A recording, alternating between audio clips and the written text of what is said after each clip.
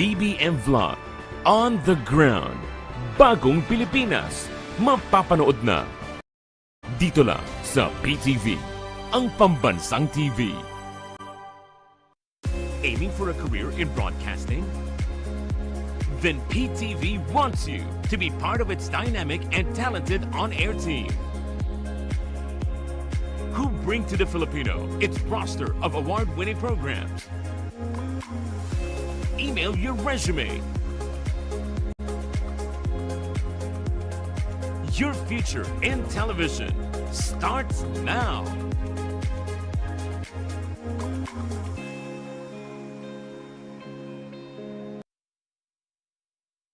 Napakasarap sa pakiramdam yung tumutulong ka ng wala ka namang hinihintay na kapalit. Kaya po lahat nga po ng lumapit sa akin dito na hanap buhay, pinapasok ko po. Para lang po kami may maibigay ako sa pamilya ko, may masuporta po ako kahit kaunti. Kahit po ganyan siya, agresibo po siyang pumasok. Nagsabi nga po sa akin, huwag na daw pong paaralin kasi ganyan daw po siya. Hango sa kwento ng mga totoong tao. Ang tahanan ng mga dekalidad na dokumentaryo. Public Eye. Tuwing Martes ng gabi sa PTV. Roadwatch. Iwas disgrasya tips sa kalsada. Eyes on the road, kaibigan. Ayon sa Republic Act 10913 o Anti-Distracted Driving Act, mahigpit na ipinagbabawal ang paggamit ng cellphone o anumang gadget habang nagmamaneho. Ibig sabihin nito, bawal tumanggap ng tawag, mag-text, maglaro, mag-compute, magbasa, at mag-internet kapag hawak ang manibela. Siguruhin ang cellphone ay nakalagay sa safe zone ng sasakyan at hindi nakasasagabal sa line of sight mo habang nagmamaneho. Gumamit ng hands-free function. At kung gagamit ng Google Maps o Waze, iset muna ang destinasyon bago magbiyahe. Pwede lamang gumamit ng cellphone kung may emergency sa daan at kailangan tumawag sa kinauukulan. Hindi biro ang parusa sa mga lalabag sa batas, kaya sumunod sa lahat ng oras.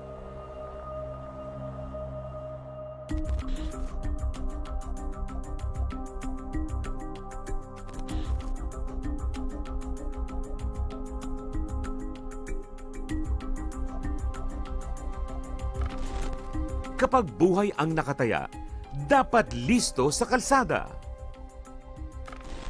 Roadwatch, hatid ng inyong PTV. At your service, Pilipinas. Director Glenn Panganiban po of the Bureau of Plant Industry. Samahan niyo po kami alas 12 ng tanghali, Lunes hanggang Biyernes para sa isang bagong Pilipinas. Ngayon, dito lang sa PTV.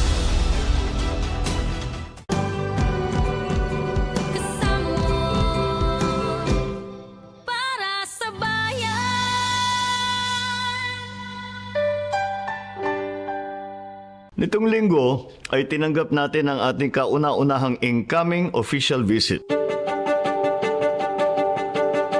Ito ay mula sa bansang Malaysia sa katauhan ng kanilang bagong hinalal na Prime Minister at ang aking kaibigan na si Prime Minister Anwar Ibrahim. At tapat sa ating kultura at nakagawian, naghanda tayo ng mainit na pagsalubong sa ating bisita.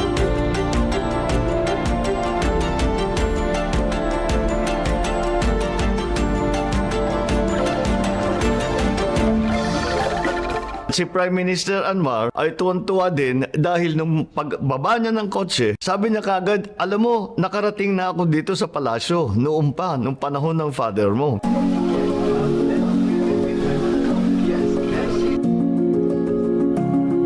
Pagpasok namin, sabi niya, kinikwento niya, dinala ako dito sa opisina. So, hinila ko siya. Sabi ko, ito ba yung opisina? Binuksan ko yung opisina na yung formal office ng presidente. Sabi niya, ito nga, dito kami. Sinabi sa akin ng ama mo, ako yung pinakabata eh. Sinubihan ako ng father mo. Oh, bata-bata mo pa. May future kang maaabot. Yun ang hindi niya makalimutan. Kaya nung tinitignan niya yung palasyo, tuwan-tuwa siya dahil sabi niya, naku, parang may memories daw sa kanya yun. Yung pagpunta niya sa palasyo noon at ngayon yung pagbalik niya.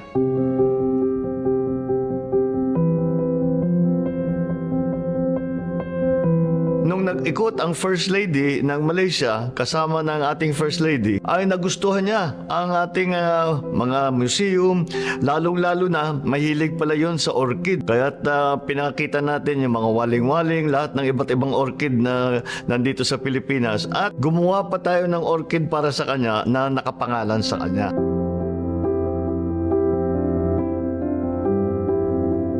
Hindi ito ang unang bisita ni Anwar sa Pilipinas. Matagal na silang pumupunta rito. Regular siyang nagbabakasyon kasama ng kanyang pamilya sa Boracay. Minsan bumisita siya rito sa Pilipinas. Nagkataon at nakapag-usap kami. Pareho naman ang aming pag-iisip. Nagkaintindihan kami tungkol lalo na sa politika. Dahil yung sitwasyon niya medyo may masasabi kang may similarities doon sa aking sitwasyon. Kaya siguro yun ang naging dahilan kung bakit hindi kami nahirapan na magkaibigan.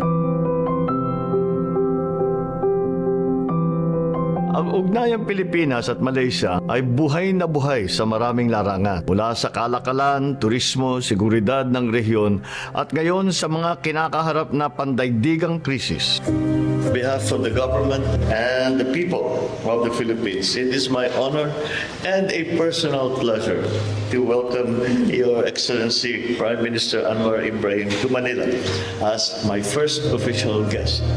Nang una, nagpasalamat ako sa Malaysia sa lahat ng kanilang tulong na ibinigay para maging matagumpay ang pagtaguyod ng BARM or yung Bangsamoro Autonomous Region. Pinag-usapan namin kung ano pa ang kailangan gawin upang maghanda para sa darating na halalan para sa mga BARM officials. At lalong-lalo na, sabi namin kailangan magka-partner tayo dahil nga pare-parehong sitwasyon natin. Umaahon tayo dahan-dahan sa pandemya. Kinaharap natin ay pare-pareho rin ng mga hamon, lalo na tungkol sa importation, tungkol sa inflation. Sabi namin pareho na talagang dapat iinit ang partnership ng Malaysia at saka ng Pilipinas. Napag-usapan din namin ang issue ng Sabah.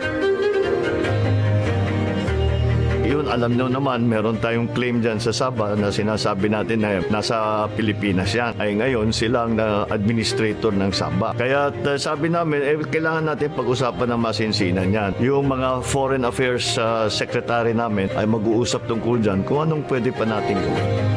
Your visit is a testament to our enduring friendship as ASEAN brothers who share the same vision of prosperity and of peace.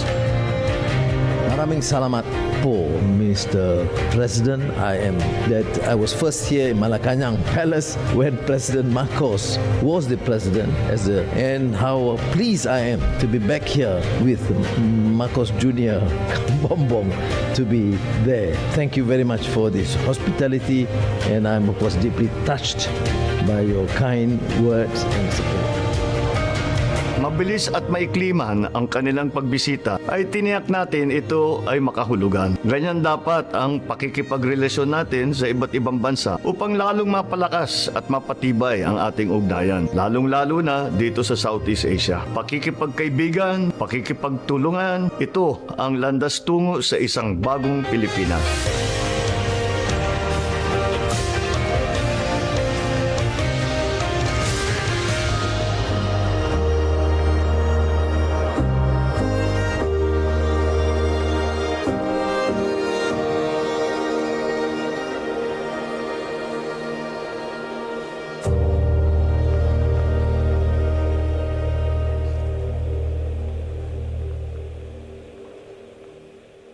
Hi guys, once again, thanks for watching our dad's vlogs. If you want to see more, remember to share, Like, And subscribe.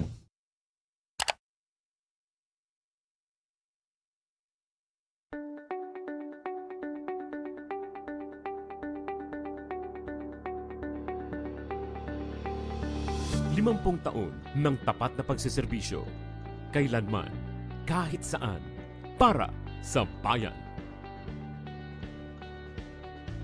Reaching the Filipino from every corner of the country via terrestrial TV. In Luzon, PTV 8 Cordillera, PTV 4 Manila, PTV 4 Palawan, and PTV 4 Naga. In the Visayas, PTV 11 Cebu, PTV 2 Guimaras, PTV 10 Dumaguete, PTV 12 Calbayog, and PTV 8 Tacloban. And in Mindanao, PTV 11 Pagadian, PTV 11 Sibugay, PTV 11 Davao, PTV 8 Agusan del Sur, PTV 8 Cotabato, PTV 7 Zamboanga, and PTV 48 Davao del Norte. And through the power of 6 digital transmitting stations, PTV 14 Manila, PTV 42 Cordillera, PTV 46 Naga, PTV 42 Cebu, PTV 23 Guimaras, and PTV 45 Davao. Connecting with the rest of the world in the era of digital technology. Through the power of television and our extensive online network, we continue crossing borders to serve the timeless news and information, bridging public service through innovative programs, fostering pride in the Filipino, and inspiring the people to be active partners in nation building. Noon hanggang ngayon, kasama mong naglilingkod. PTV, ang pambansang TV. Malaki ang ginagampanan ng sektor ng enerhiya bilang isa sa mga pundasyon ng masaganang bansa. Kaya naman, prioridad ng pamahalan ang panatilihing maayos at tuloy-tuloy ang supply ng enerhiya para siguraduhing nabibigyan ng sapat, maaasahan at murang kuryente ang bawat mamamayan sa bagong Pilipinas.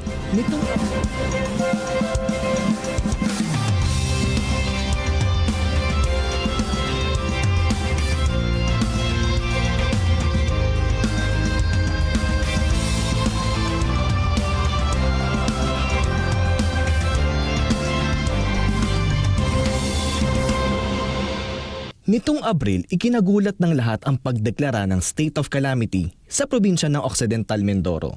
Ito'y sanhi ng higit 20 oras na brownout na naramdaman sa lalawigan sa loob ng 2 buwan. Ayon kay Governor Eduardo Gadiano, hindi na bago ang dekadang problema na ito sa probinsya. Pero ngayon lamang ito umabot sa ganitong sitwasyon. Ang pinagkukunan ng kuryente dito ay yung genset, generator set. Kasi kami ay hindi konektado sa national grid, yung Luzon grid na lahat ng island provinces gano'n naman umaasa sa generator. Kaya pagka puwapalpak na yung mga gensets, siyempre generator lang naman yan at saka makina na umaandar ng 24 hours sa loob ng 365 days, ay talagang magbabag down din. Ang kasalukuyang pangangailangan ng kuryente ng lalawigan ay nasa humigit kumulang 27 megawatts. Sa nangyaring krisis, nasa 7.5 megawatts lang ang nooy na ibibigay ng nag-iisang supplier ng kuryente sa probinsya, ang Occidental Mindoro Consolidated Power Corporation o OMCPC. 3 ang power plant na matatagpuan sa Occidental Mindoro. Ang una ay sa Sablayan na may 5 megawatts capacity. Sunod ay nasa Mamburao na may 7 megawatts capacity. At ang pinakahuli ay sa San Jose na may 20 megawatts capacity. Ang nangyari, isang makina lang yung umandar, 7 megawatts. Yung 7 megawatts, yun na yung 4 hours. 4 hours, ibig sabihin 20 hours ang brownout namin. Talagang apektado ang aming health sector, di ba? Ang aming education sector, mga kabataan, tapos itong ating mga negosyante, nagsasara, ganon. At saka pati yung ating mga agricultural sector, itong mga mangingisda natin.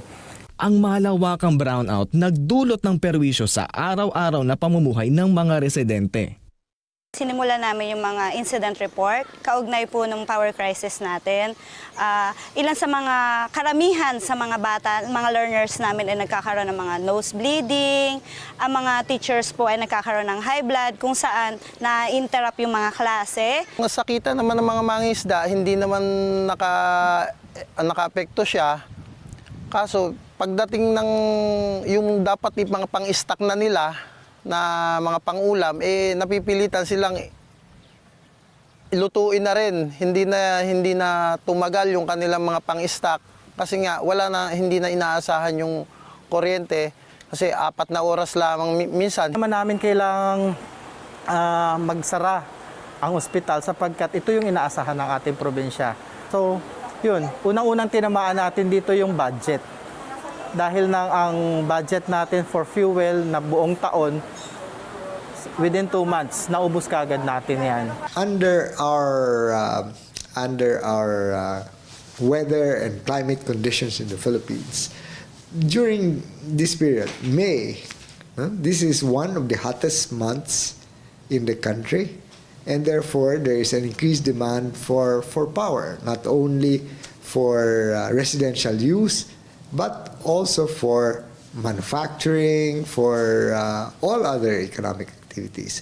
So we must make sure that there is available power, whether it is in the form of electricity or other forms, to support economic development in the country. Well, in the case of Occidental Mindoro, of course, this was a problem, or this has been a problem already for decades. The President has made sure that we address this problem by asking the National Electrification Administration to make sure that the two electric cooperatives work hand in hand with their power suppliers in order to resolve the issues. There was a change of plan when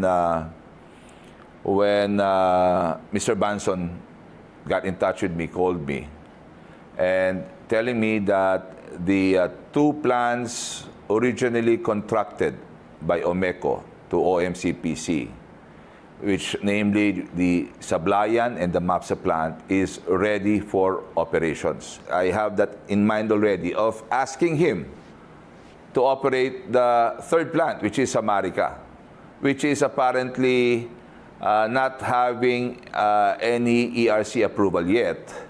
I have no legal cover to operate, so I cannot operate. But if I'm given the support of government, and I run this plant, this will eliminate the problem overnight. Importante, mabigyan ng power ang probinsya, which alam naman natin is really our top priority. Sa naganap na pagpupulong ng National Electrification Administration at OMCPC, napagkasunduan na patatakbuhin na ang 3 estasyon ng kuryente ng OMCPC para bigyan ng agarang solusyon ang kakulangan ng kuryente sa probinsya. Ang mga estasyong ito na tumatakbo na sa buong kapasidad ay may kakayahan ng mag-supply ng 29 hanggang 30 megawatts ng kuryente sa buong Occidental Mindoro. Nakakatulog na po ng maayos ang ating mga mamamayan. Bumabalik na rin po yung mga hanap buhay. Sa pangyayari po ng pagkakaroon ng power crisis, kami pong mga teachers ay talaga ay nananalangin na magtuloy-tuloy na ang pagkakaroon ng kuryente kasi para naman po yung mga objectives at competencies ng mga learners namin ay ma-meet naman nila ngayong school year 2022 to 2023. So for now, we have addressed that, but the long-term solutions are still are those that we still need to focus on. What are those? One is, of course, the introduction of indigenous or renewable energy so that it can actually bring down the rates that are being paid by the people in Mindoro.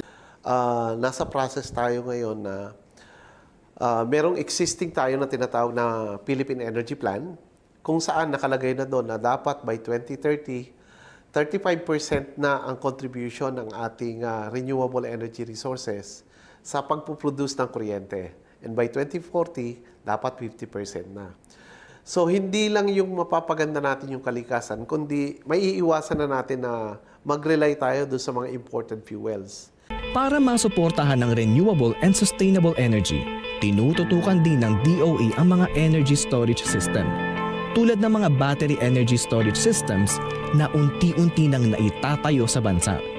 Isa itong pasilidad na gumagamit ng makabagong teknolohiya ng baterya na nag-iimbak ng kuryente mula sa renewable at non-renewable energies. The other, of course, is to improve also the transmission system within the island of Mindoro. And then the third is the interconnection of Mindoro Island to the island of Luzon, so that it becomes part of the grid, and therefore the power from Mindoro can rely as well on the power supply from the entire Luzon grid. Ang National Grid Corporation of the Philippines o NGCP ay ang pribadong ahensyang nangunguna sa operasyon, pagpapanatili at pagpapaunlad ng state-owned power grid ng bansa. Isa itong interconnected system na naghahatid ng kuryente mula kung saan ito ginawa hanggang saan ito kailangan.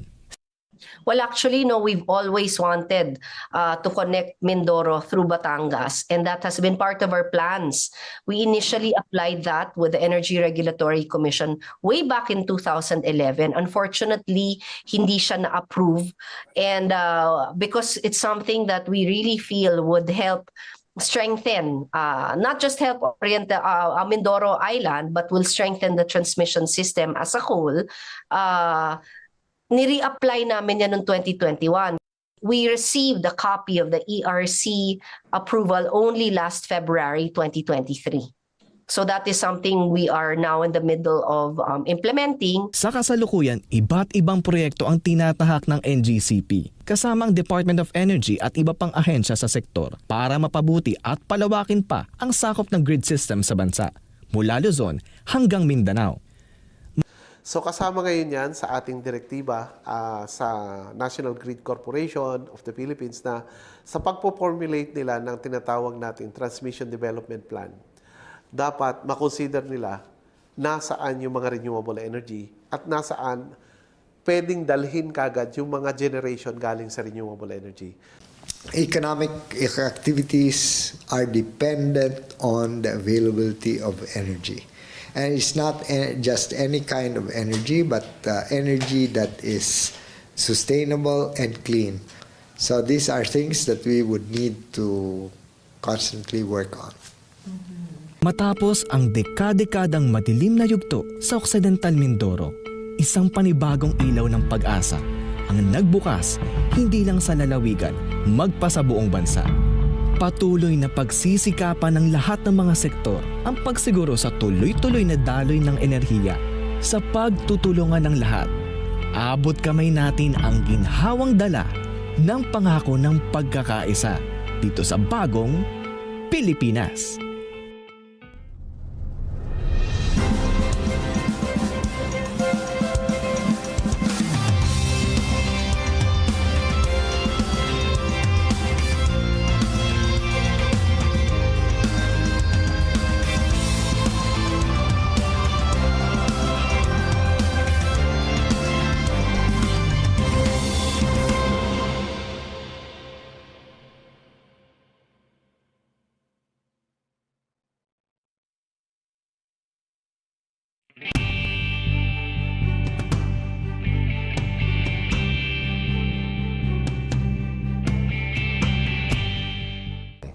At your service, Pilipinas, Jonathan Malaya po, Assistant Director General ng National Security Council.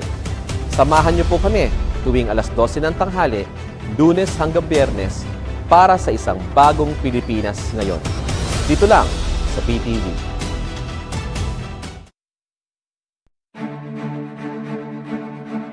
Yung pagiging journalist ay ang paghahatid ng tama at tunay na impormasyon sa publiko. You'll get a front row seat to history. Pero sa likod ng bawat kwento, malaki talaga yung responsibilidad. Kailangan mong ilagay yung sarili mo doon sa posisyon o doon sa sitwasyon nila. Social issues, trending topics, at mga kwentong tumatak sa buhay ng bawat Pilipino. Masusing tatalakayin kasama ang mga PTV correspondent. O ano, assignment.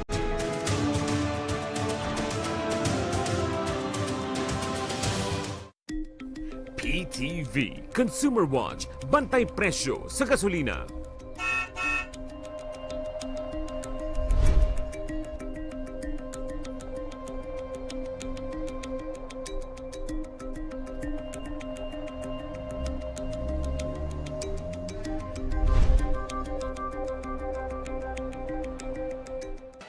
Disaster Watch, pag-iingat habang lumilindol. Kapag nasa loob ng gusali, manatili sa kinalalagyan. Huwag piliting lumabas. Magtago sa ilalim ng matibay na gamit. Lumayo sa mga salamin at bintana. Kapag nasa labas, umiwas sa mga poste, puno at mga bagay na maaaring bumaksak. Kung nasa sasakyan, huminto at tumabi sa isang ligtas na lugar. At kapag nasa tabing dagat, lumikas agad sa mataas na lugar. Huwag malito, dapat laging listo.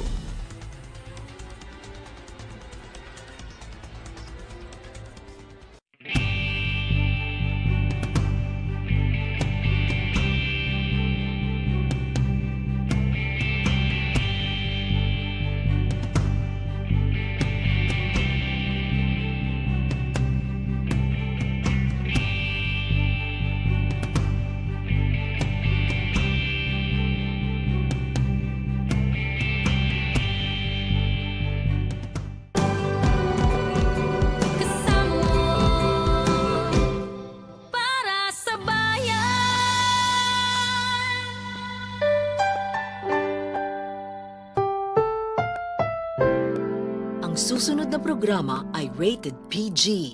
Ito ay nangangailangan ng patnubay at gabay ng magulang para sa mga batang manonood.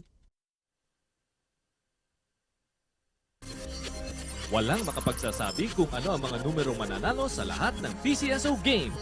Huwag maniwala sa mga text messages, liham o tawag sa telepono na nagsasabing magbibigay daw sila ng tip kapalit ng pera o cellphone load. Bumili ng ticket sa mga PCSO authorized outlets at PCSO branches bago ang actual draw.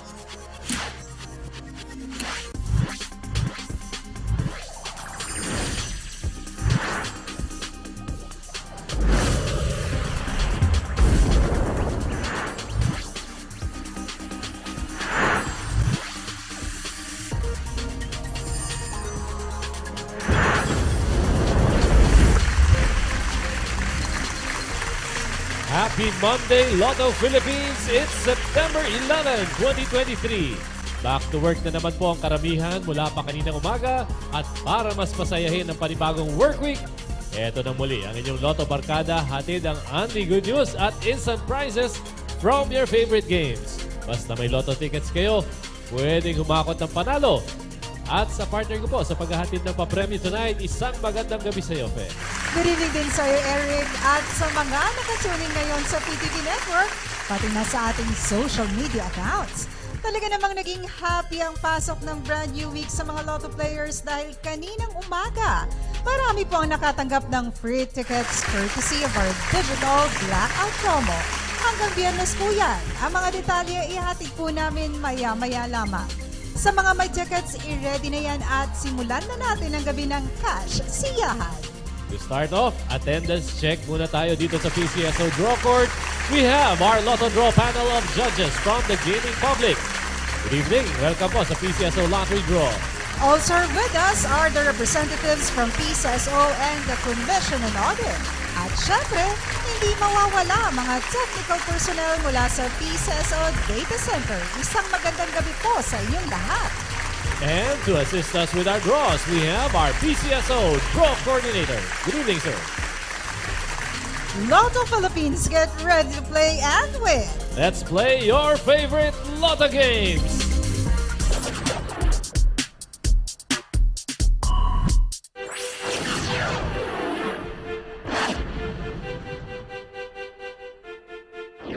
Sinagawang pre-draw procedures na tunghayan ng Lotto Draw Panel of Judges and Draw Representatives from the PCSO and the Commission on Audit ang mga paghahanda bago ang live Lotto draws. Sa pamamagitan ng machine inspection at machine testing, siniguro po na maayos ang kondisyon ng mga draw machines. Only the operation of the remote switch button ang may human intervention. Sa drawable case selection, 3 sets ang pinagpilian sa bawat game. Randomly, pumili ang chairperson ng isang set ng bola na gagamitin. Lahat po ng bola ay tinimbang para masiguro na halos pantay-pantay ang bigat ng bawat bola. Properly documented at covered po ng video ang bawat activity. Matapos masiguro na ito'y kumpleto, ang draw team member ang maglo-load ng draw balls na gagamitin sa mga draws.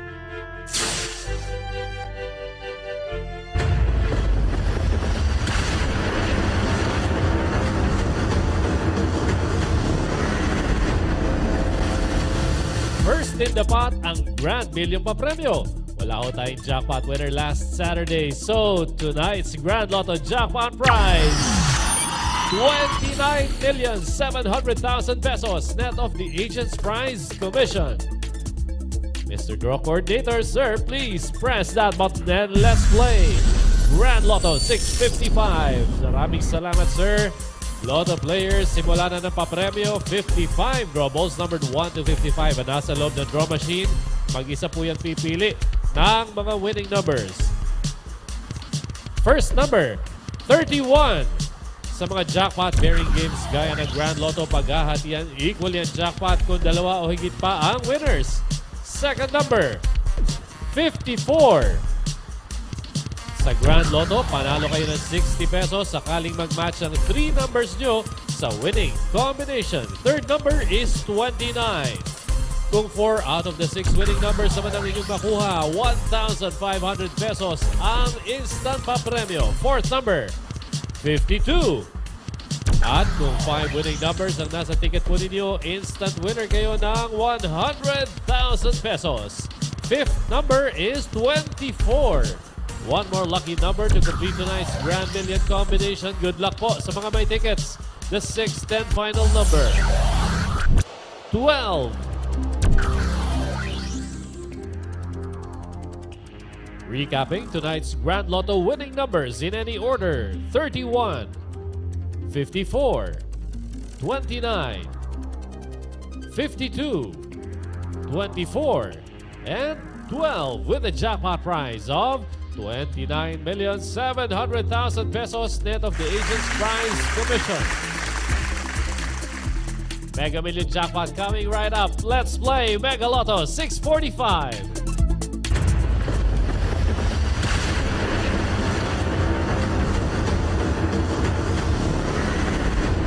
Mega Philippines, wala rin ho tayong jackpot winner last Friday. So, tonight's jackpot prize is 15,456,826 pesos and 60 centavos net of the agent's prize commission. Once again, sir, please press that button and let's play Mega Lotto 645. Thank you, sir. Mega Lotto players, 45 draw balls numbered 1 to 45. Makikita nyo po, hinahalo sa draw machine. 6 lucky balls pa rin ang hinihintay natin for an official winning combination sa ating Mega Lotto. And the first number is 23. Ingatan po ang Lotto tickets. Bawal mabasa o mainitan yan. Tandaan, kailangan mabasa ng validating machine ang detalye ng winning ticket. Pag-claim nyo po ng inyong mga premyo. Second number, 1. Sa Mega Lotto, panalo ho kayo ng 30 pesos sakaling mag-match ang 3 numbers po ninyo sa winning combination. And the third number is number 5. 1,000 pesos naman ang papremyo kapag nakuha ninyo ang 4 out of the 6 Mega Lotto winning numbers. And the fourth number is 10. At kung 5 winning numbers ang nasa ticket po ninyo, 32,000 pesos ang inyong panalo. Ang Mega Lotto na lalaro Monday, Wednesday, and Friday. Fifth number, 20. Isang number na lang, hinintay natin makukumpleto na ang Mega Million combination. Good luck po sa mga may tickets for tonight's Mega Lotto, the 6th and final number. Number 6. Muli po ang ating Mega Lotto winning numbers ngayong gabi in any order: 23, 1, 5, 10, 20, and 6 with a jackpot prize of 15,456,826 pesos and 60 centavos net of the agent's prize commission. Next up, Digit Game players, kayo naman ang may pag-asang manalo sa pagbabalik ng PCSO Lottery Draw. Maraming nagtatanong tungkol sa loto. Maliban sa 20 pesos, swerte ang puhunan para maging instant milyonaryo. Oportunidad at pagkakataon ay di mabilang para makamit ang swerte. Tunay na pinagkakatiwalaan sa anumang sulok ng mundo. Ano pang hinihintay ninyo? Sugod na sa mga Lotto outlets at bumili ng mga tickets ninyo. Para sa bayan, PCSO laging nandyan. Araw-araw, let's play Lotto!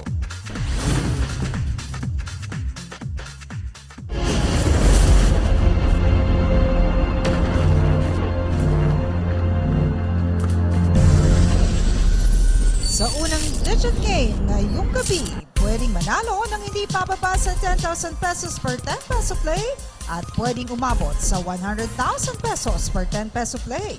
Yan ay pag nakuha nyo in exact order ang 4D Lotto 1 ang combination.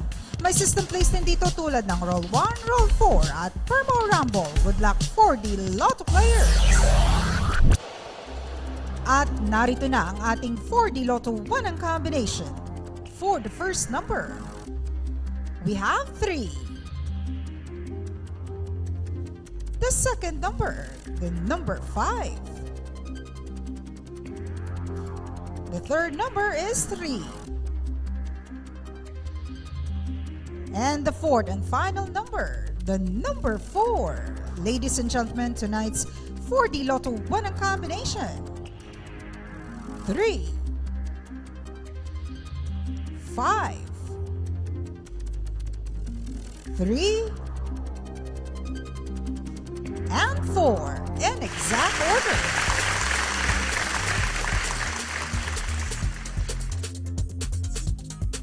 Arangkada na ang papremyo sa tatlong masaswerteng numero, so get ready to play 3D Lotto.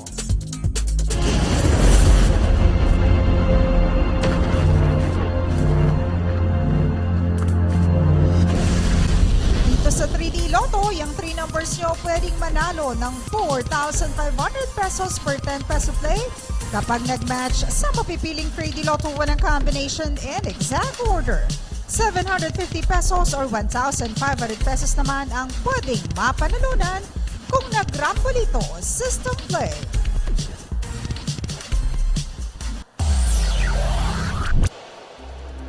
There you have it, our 3D Lotto 1 ang combination. For the first number, we have 6. The second number, the number 9. And the third number, the number 2. Again, tonight's 3D Lotto 1 ang combination. 6, 9, and 2 in exact order. Two-number combination mo na kaya ang hakot ng panalo? Let's find out as we now play 2D Lotto.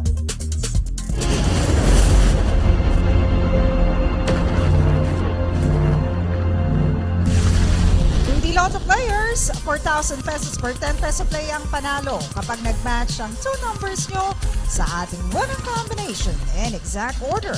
Kung nanalo via Rambolito system play, 2,000 pesos ang may uwi nyo. Reminder lang sa mga Lotto winners, may 1 year kayo to claim your prizes. At narito na ang resulta ng ating 2D Lotto draw. For the first number, we have 16. And for the second number, the number 27. Recapping the 2D Lotto winning numbers for the 9 p.m. draw, we have 16 and 27 in exact order.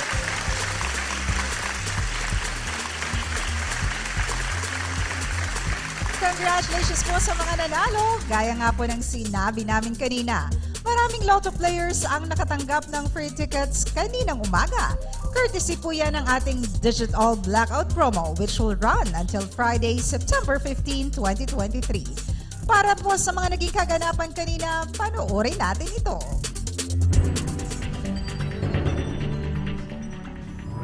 Magandang umaga, Pilipinas! Live po tayo ngayon dito sa PCSO Games Hub sa PCSO Main Office, Mandaluyong City.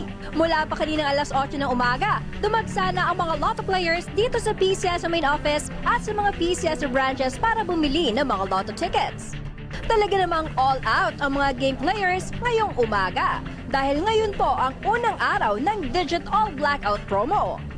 Ang maagap na lotto players na bumili ng 20 pesos worth of tickets for each of the scheduled digit games kada araw ay makakatanggap ng 80 pesos worth of jackpot-bearing game tickets. Unang regalo ito ng PCSO ngayong Burr months para sa mga lotto players na walang sawang tumatangkilik sa mga produkto ng PCSO. Maraming salamat po sa PCSO sa libreng ticket.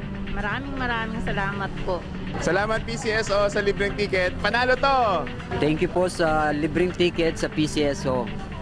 At maraming salamat. Sa mga nakibahagi sa unang araw ng Digit All Blackout promo, maraming salamat po. Ang pamimigay po ng libreng ticket ay hanggang sa Biyernes, September 15, 2023. Kaya araw-araw, kita-kits tayo sa PCSO main office at sa mga PCSO branches nationwide. Pilipinas, isigaw natin! Araw-araw, let's play Lotto! Para po sa PCSO News Blitz, ako po si Sherry Pamintuan.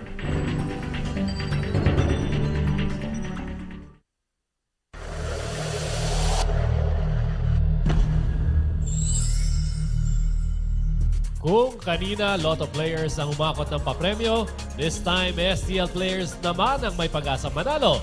Sa mga sumali sa 7 p.m. STL departmentalized draws for Visayas, excluding the provinces of Aklan, Antique, Capiz, Guimaras, Iloilo, and Negros Occidental, and the cities of Bacolod and Iloilo. Here are the winning numbers. Sa STL Pares, 23 and 12 in exact order. Sa STL Sueto, we have 2 and 3 in exact order. At sa STL Suetri, we have 5, 1, and 9 in exact order. Congratulations sa STL winners! Narito naman po ang ilang paalala mula sa PCSO.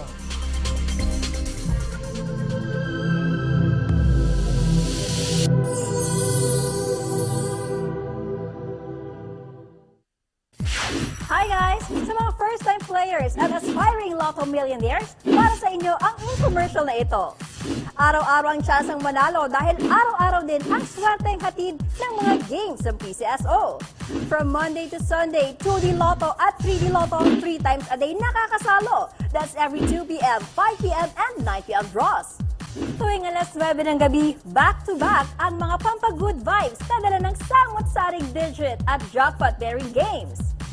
Every Mondays and Wednesdays, mega saya ang dala ng 2D Lotto, 3D Lotto, 4D Lotto, Mega Lotto 645, and the Grand Lotto 655. Nag-uumapaw ang multi-million excitement every Tuesday. Hatid ng 2D Lotto, 3D Lotto, 6D Lotto, Lotto 642, Super Lotto 649, at Ultra Lotto 658. Ready ang Super Jackpot every Thursday. Hatid ng 2D Lotto, 3D Lotto, 6D Lotto, Lotto 642, and Super Lotto 649. Sigurado mag-enjoy kayo every Friday sa weekend treat ng 2D Lotto, 3D Lotto, 4D Lotto, Mega Lotto 645, and Ultra Lotto 658. Talbog ang Sabado night gimmick dahil big time ang panalong dala ng 2D Lotto, 3D Lotto, 6D Lotto, Lotto 642, and the Grand Lotto 655. At pagdating ng Sunday, game na game pa rin ang Lotto Barkada sa papremyong hatid ng 2D Lotto, 3D Lotto, Super Lotto 649, at Ultra Lotto 658.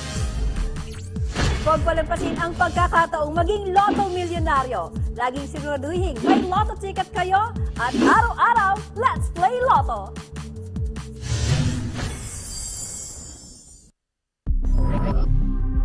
Paunawa sa publiko. Idiniklara ng Arbitral Tribunal na wasto ang isinagawang terminasyon ng PCSO noong ika-17 ng Pebrero 2016 sa Deed of Authority ng Global Tech Mobile Online Corporation patungkol sa pagpapalaro ng peryahan ng bayan. Sa bisa ng desisyon ng Arbitral Tribunal, napatunayan na ang patuloy na operasyon ng Global Tech ng larong peryahan ng bayan pagkatapos binawi ng korte ang implementasyon ng status quo ante order dahil sa anunsyo ng Office of the President ay illegal. Inatasan din ng Arbitral Tribunal na magbayad ang Global Tech sa PCSO ng danyos na nagkakahalaga ng mahigit na 40 milyong piso sa pagpapatuloy na pagpapalaro ng peryahan ng bayan na walang autoridad at partisipasyon ng PCSO na labag sa batas at para magsilbing halimbawa at pagwawasto sa walang kabuluhan, mapanlinlang at iligal na mga gawain. Pinagbayad din ng Arbitral Tribunal ang Global Tech ng interes at penalty sa kanilang pagkakautang sa PCSO hanggang sa mabayaran ito kasama rin ang pagbabayad ng arbitration costs. Ang lagi naming reminder sa lahat, maging mapanuri po tayo sa mga nakikita online. Gaya na lamang ng Lucky Pick 3 at Swerte Siring Facebook pages. Huwag pong maniniwala na konektado sila sa PCSO. Bukod pa dyan, yung Pakiloto at Sure Lotto ay hindi rin po produkto ng aming tanggapan. Illegal po ang mga yan. Para makasigurong legit ang games na sinasalihan sa mga authorized lotto outlets at authorized STL representatives lamang bumili ng inyong mga tickets. Eto naman po, sigurado legit. May bagong Facebook page ang PCSO. I-like at i-follow na po ang PCSO Games Online Hub.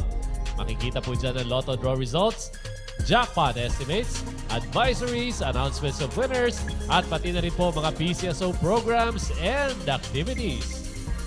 At sa usapang pangkalusugan naman, kung kayo po ay nangangailangan ng medical and dental check-up, pumunta lamang kayo dito sa PCSO Main Office Conservatory Building, Shaw Boulevard, Mandaluyong City. Bukas po ang PCSO Clinic mula alas 8 ng umaga hanggang alas 5 ng hapon, Monday to Friday. First come, first served ang pinatutupad, kaya agahan po ang pagpunta. Pakidala na rin po ng photocopy ng inyong valid ID na ang inyong vaccination cards dahil yung fully vaccinated individuals lamang ang makakatanggap ng nasabing serbisyo. Sa mga nais namang kumonsulta sa mga espesyalista, narito po ang schedule sa ating multi-specialty clinic. Panoorin po natin. Libreng konsulta ba ang hanap ninyo? Meron tayo niyan dito sa PCSO. Inihahandog ng PCSO Multi-Specialty Clinic ang free medical services para sa inyo. Tuwing Lunes, ready to serve you ang aming mga cardiologist and neuropsychiatrist mula alas 9 ng umaga hanggang alas 12 ng tanghali. Available naman ang ating mga ENT doctor and pulmonologist every Tuesday from 1 p.m. to 4 p.m. At pagsapit ng Miyerkules, pwede kayong kumonsulta sa aming mga gastroenterologist and endocrinologist. Sa mga may problema sa buto, handang maglingkod sa inyo ang aming orthopedic surgeon every Thursday from 1 p.m. to 4 p.m. At kung may problema sa inyong paningin, worry no more dahil ang ating ever-reliable ophthalmologist na ang bahala sa inyo. Tuwing araw yan ng Biyernes mula 2 p.m. hanggang 5 p.m. All these services are free, kaya bumisita na sa PCSO Multi-Specialty Clinic. Pero reminder lamang po, fully vaccinated individuals lamang ang makakapag-avail ng mga nasabing serbisyo. Kaya dalhin po ang inyong mga vaccination cards, pati na din ang inyong mga valid ID with photo. For your inquiries and appointments, tumawag lamang sa aming Medical Services Department sa telephone number 8846-8757.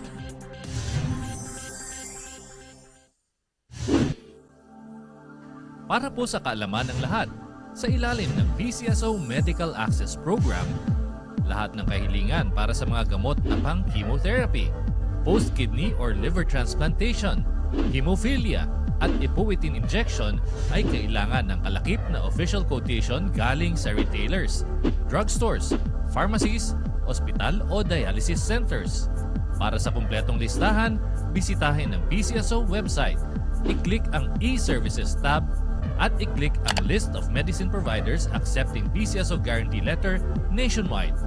Para sa karagdagang kaalaman, magpadala ng mensahe sa email address na pcsomain.charity@pcso.gov.ph para sa NCR. Maaari ring makipag-ugnayan sa Charity Assistance Department sa telepono bilang 8366-3329 o kaya sa pinakamalapit na PCSO branch na matatagpuan sa directory ng PCSO website.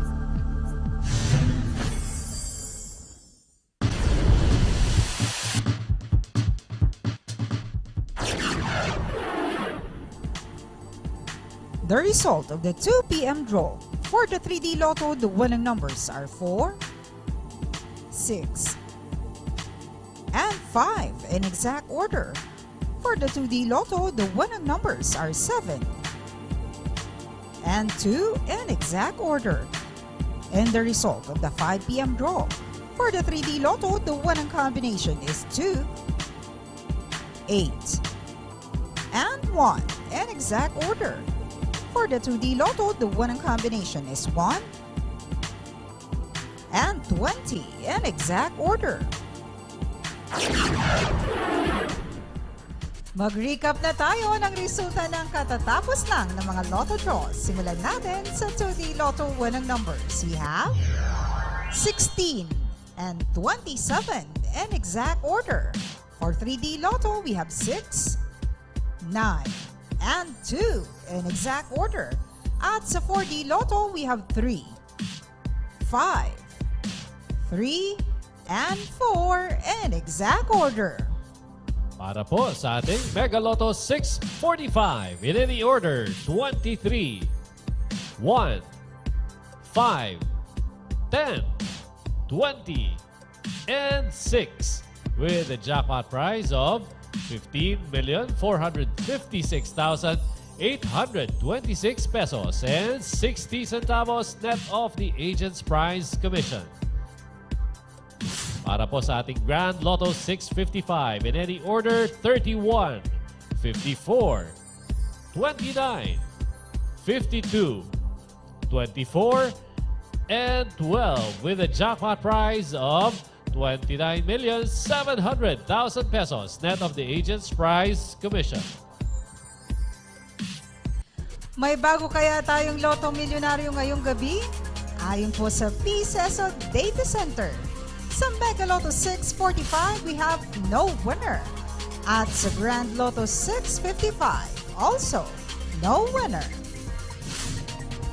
Sa mga Constellation Prize winners, congratulations po! Ipa-validate na ang winning tickets para maklaim at ma-enjoy na ang premyo. At kung may naitatago pang Lotto tickets, ipa-check na yan dahil baka may naghihintay na panalo. Tandaan, within 1 year, pwede ho kayo mag-claim ng premyo. And here is how you can claim your prizes.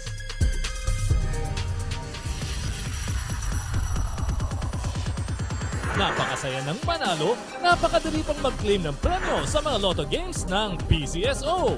Kung isa ka sa pinalad na maging Lotto winner, isulat ang iyong pangalan at pirmahan ang likod ng inyong winning ticket.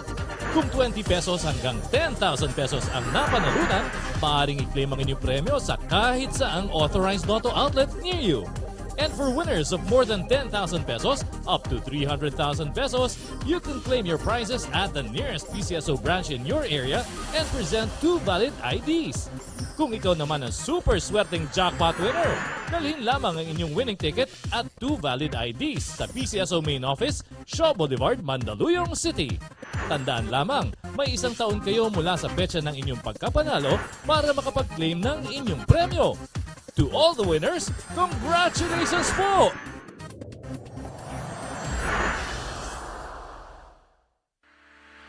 Disaster Watch. Alamin ang Modified Tropical Cyclone Wind Signal System para sa mga paparating na bagyo. Signal number 1. Isa itong tropical depression na nagtataglay ng bahagyang lakas ng hangin at tatama sa loob ng 1.5 araw. Posible itong makadulot ng pinsala. Walang pasok ang mga bata sa preschool. Signal number 2. Ito ay tinatawag na tropical storm na may dalang katamtamang lakas ng hangin at posibleng tumama sa loob ng 24 oras. Pinapayuhan ng lahat na isecure ang kanilang mga bahay at kagamitan at wag na munang maglakbay. Wala ring pasok ang mga mag-aaral mula sa preschool hanggang high school. Signal number 3. Ito ay severe tropical storm na posibleng tumama sa loob ng 18 oras. Pinapayuhan ang mga residente na lumikas sa mabababang lugar, baybayin at tabing ilog at maghanda sa pagkawala ng kuryente at komunikasyon. Walang pasok sa lahat ng antas ng edukasyon. Signal number 4. Ito ay isang ganap na typhoon na maaaring tumama sa loob ng 12 oras at nagtataglay ng napakalakas na hangin, dapat manatili muna sa bahay at lumikas mula sa mga mapanganib na lugar. Signal number 5. Ito ay isang super typhoon na nagtataglay ng napakalakas na hangin at posibleng magdulot ng malawakang pinsala. Manatili sa loob ng matibay na gusali at mag-monitor sa mga weather update para sa inyong kaligtasan. Sa panahon ng bagyo, dapat laging listo.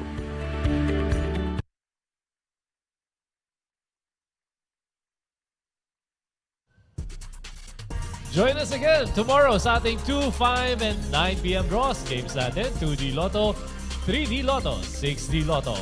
Lotto 642 with an estimated jackpot of 5.9 million pesos. The Super Lotto 649 naman, 46 million pesos. At sa Ultra Lotto 658, 63 million pesos.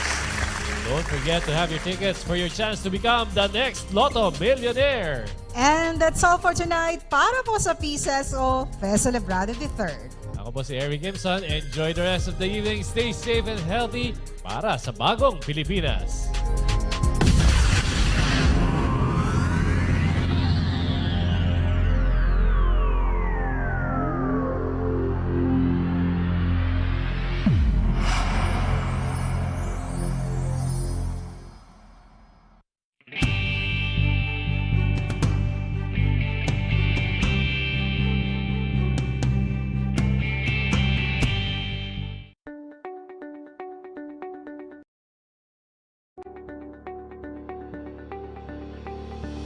Limampung taon ng tapat na pagsiservisyo, kailanman, kahit saan, para sa bayan. Reaching the Filipino from every corner of the country via terrestrial TV. In Luzon, PTV 8 Cordillera, PTV 4 Manila, PTV 4 Palawan, and PTV 4 Naga. In the Visayas, PTV 11 Cebu, PTV 2 Guimaras, PTV 10 Dumaguete, PTV 12 Calbayog, and PTV 8 Tacloban. And in Mindanao, PTV 11 Pagadian, PTV 11 Sibugay, PTV 11 Davao, PTV 8 Agusan del Sur, PTV 8 Cotabato, PTV 7 Zamboanga, and PTV 48 Davao del Norte. And through the power of 6 digital transmitting stations, PTV 14 Manila, PTV 42 Cordillera, PTV 46 Naga, PTV 42 Cebu, PTV 23 Guimaras, and PTV 45 Davao. Connecting with the rest of the world in the era of digital technology. Through the power of television and our extensive online network, we continue crossing borders to serve the timeless news and information, bridging public service through innovative programs, fostering pride in the Filipino, and inspiring the people to be active partners in nation building. Noon hanggang ngayon, kasama mong naglilingkod. PTV, ang pambansang TV.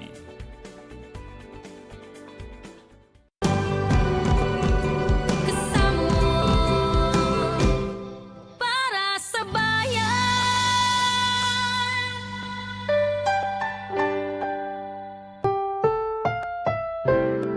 Ang susunod na programa ay rated PG. Ito ay nangangailangan ng patnubay at gabay ng magulang para sa mga batang manonood.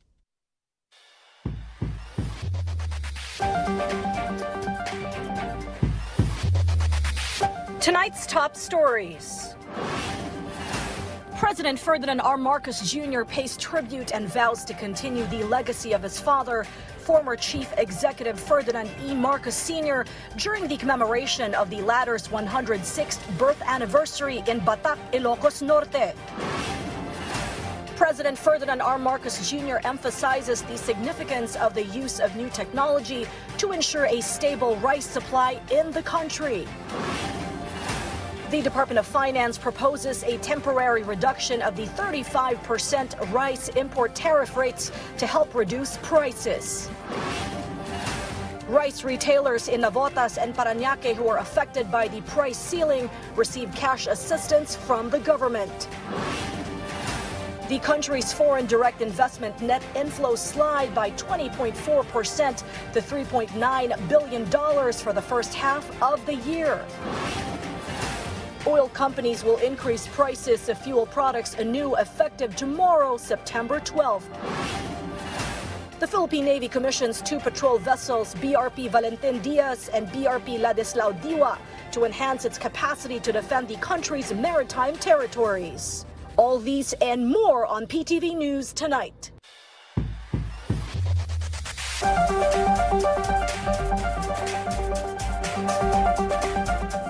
Good evening. Welcome to PTV News Tonight. President Ferdinand R. Marcos Jr. headed back north to his neck of the woods to soak in the solemnity of today's occasion.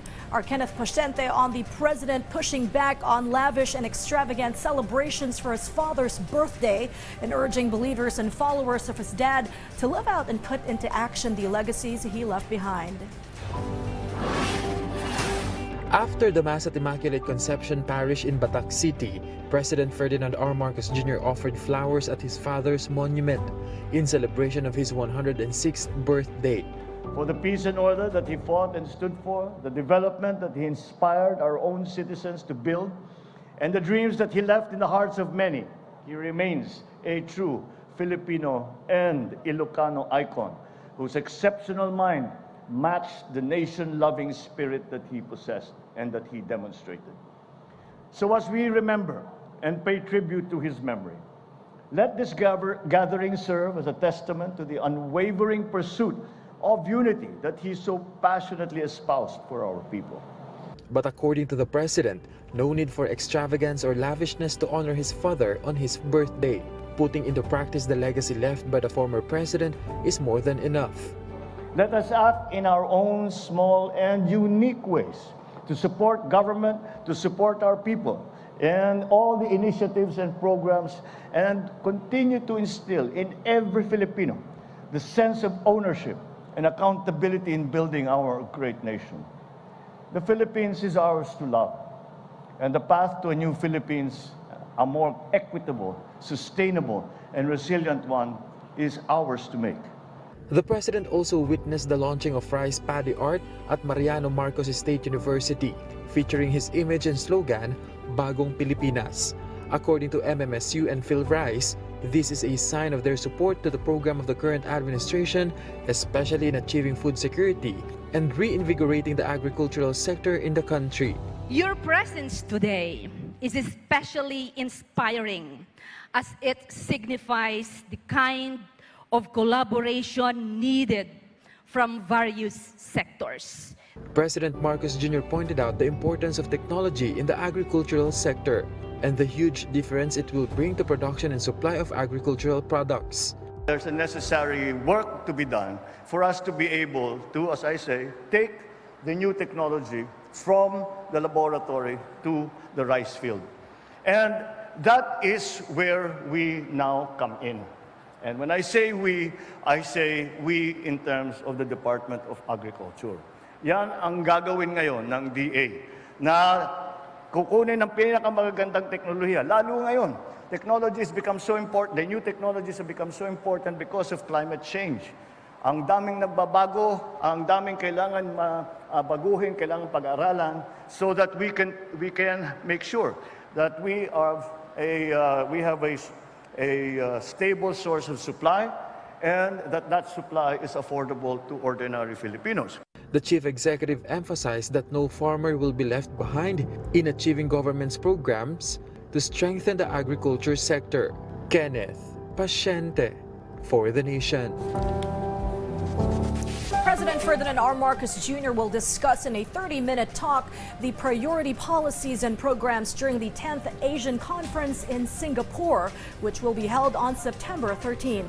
Entitled A Conversation with the President of the Republic of the Philippines, the chief executive will emphasize government initiatives in the improvement of the lives of Filipinos amidst challenges from global events.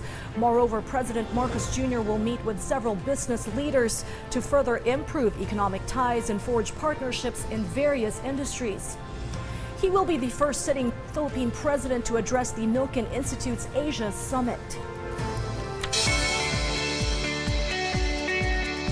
Besides the rice cap directive, at least a couple more measures have been proposed to avert runaway rice prices at the stall, namely slashing import tariff rate up to 100% to ensure competition and cheap and stable grain cost, and contract growing to rice farmers who can be assured of half of their yield bought by government and the other half to more favorable price rates. Mela Lesmoras has the details.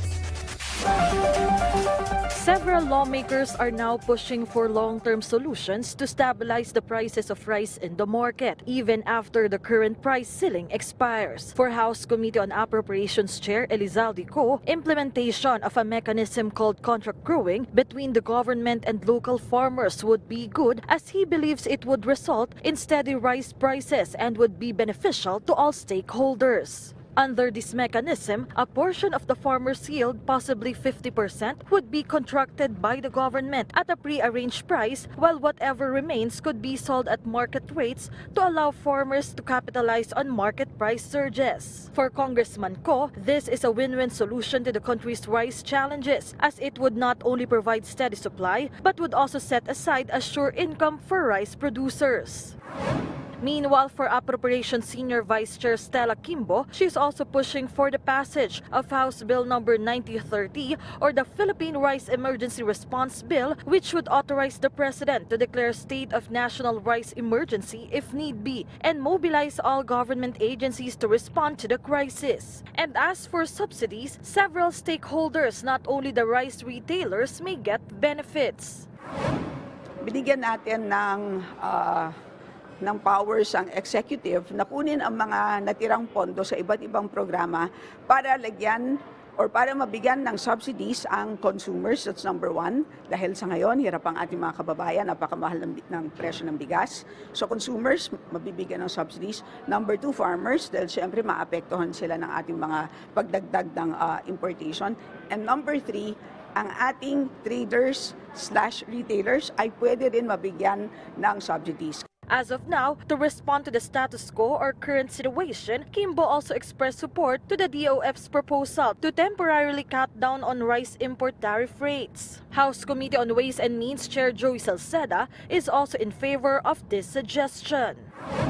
I-zero na muna, especially now that we have already met our rice tariff targets.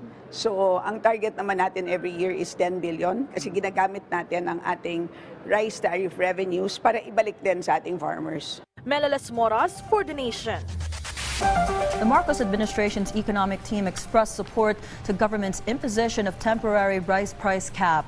According to Department of Budget and Management Secretary Amena Pangandaman, the economic team is behind the said measure as it will serve as an active stopgap measure to prevent the prices of rice from shooting further upward. Ordinarily, it is ideal for government to implement a hands-off approach to the situation concerning rice in the country, but since the challenge the country is facing now is extraordinary, an appropriate response is needed. Rice retailers who are significantly affected by the implementation of the price ceiling are pleased to accept the financial assistance from the government. Cleazol Pardilia tells us more details in this story. Vanji's profits has been shrinking since the price cap was implemented. For a week now, she's been selling regular and well-milled rice at 41 to 45 pesos a kilo, way below her capital of 43 to 50 pesos respectively. That is why Vanji felt a huge relief after receiving her 15,000 pesos financial assistance from the Department of Social Welfare and Development. Malaking bagay na to, di bali may ilang kaban na din itong madadagdag sa pampuhunan. Vanji is just one of almost 200 rice retailers in Navota City directly affected by the price ceiling, who also received cash assistance for micro rice retailers from the DSWD. The agency is working double time to provide cash aid to 60,000 rice retailers before the election period starts. Talagang humingi tayo ng exemption, Kasi just to make sure nga na talagang magtuloy-tuloy yung payout natin. Gusto natin, as much as possible, mapabilis natin. But then, kung mag-grant tayo ng exemption, we proceed. Tuloy-tuloy tayo. More than 100 rice retailers in Parañaque City also received cash grants today. Malaking bagay po ito, sir, sa tulong, lalong-lalo na sa pagbili ng bigas. Kasi hirap na hirap din kami ngayon, gawa ng sobrang taas talaga, sir, ng bigas. Aside from retailers and wholesalers, the DTI is looking into providing cash aid to sari-sari store owners who are also selling rice. Yung coverage, kasi we're talking only about now of rice retailers. Ay, yung mga sari-sari store, yung mga ibang maliliit na mga negosyante, kailangan tulungan.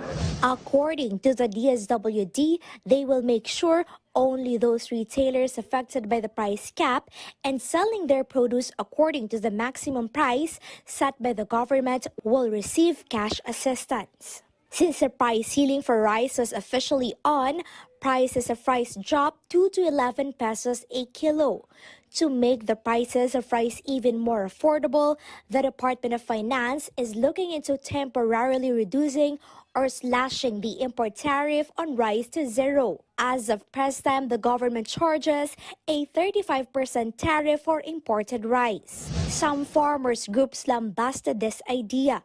The Federation of Free Farmers worry it will swamp the price of palay to ultimately hurt our local farmers. Ang imported rice, yun ang parang kakompetensya ng local rice. Ang mangyayari rito, ang magsasakripisyo yung magsasaka. Ang estimate po namin, bababa yung presyo ng imported rice by about 9 pesos. Ang epekto niyan sa palay ay bababa ng hanggang 6 pesos. That could amount to 120 billion in losses to farmers. The FFF pointed out the harvest season is fast approaching, which will definitely help in keeping the price of palay in check or even lower. Kalezal Pardilla for The Nation. Department of Finance Secretary Benjamin Diokno said inflation is easing despite the recent uptick in August. The finance chief added they expect the monthly inflation readout to no longer overshoot or even go below the target range of 2% to 4% by the early part of next year. Such projections were already anticipated by the Monetary Board and the Bangko Sentral ng Pilipinas even before the release of the inflation data for August. Foreign direct investments recorded at $484 million net inflows in June this year. The latest figure is lower by 3.9% from the $503 million net inflows in the same month last year. This is because of recorded declines in non-residents' net investment in equity capital by 11.8% and the reinvestment of earnings by 26.8%. Meanwhile, FDI net inflows dipped by 20.4% to $3.9 billion for the first 6 months of 2023 from the $4.9 billion net inflows recorded in the same period last year.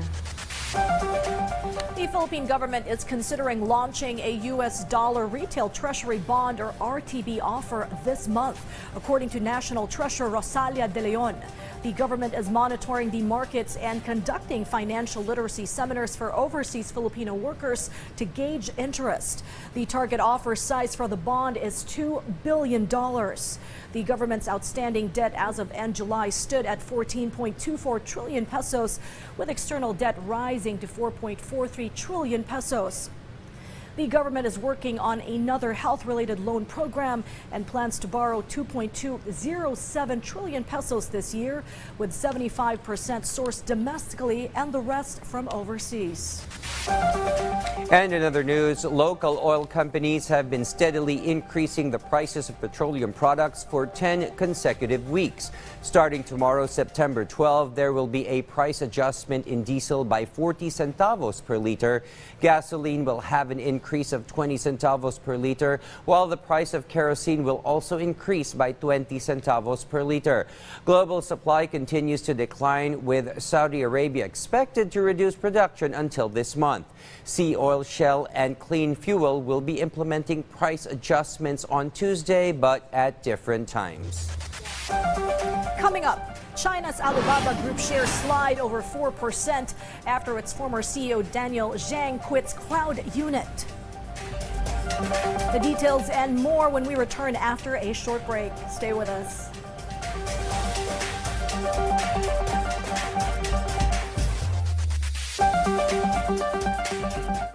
At your service, Pilipinas, USEC Edu Punay po ng Department of Social Welfare and Development.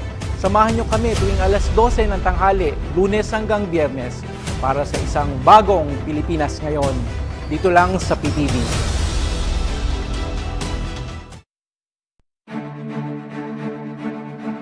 Yung pagiging journalist ay ang paghahatid ng tama at tunay na impormasyon sa publiko. You'll get a front row seat to history. Pero sa likod ng bawat kwento, malaki talaga yung responsibilidad ng isang journalista. Kailangan mong ilagay yung sarili mo doon sa posisyon o doon sa sitwasyon nila.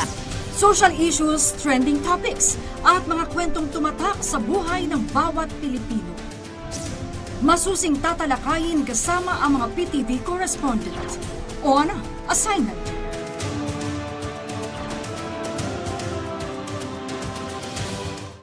Aiming for a career in broadcasting? Then PTV wants you to be part of its dynamic and talented on-air team, who bring to the Filipino its roster of award-winning programs. Email your resume.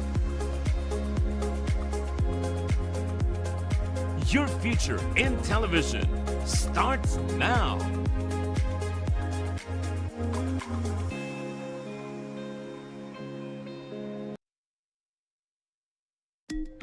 PTV Consumer Watch, bantay presyo sa gasolina.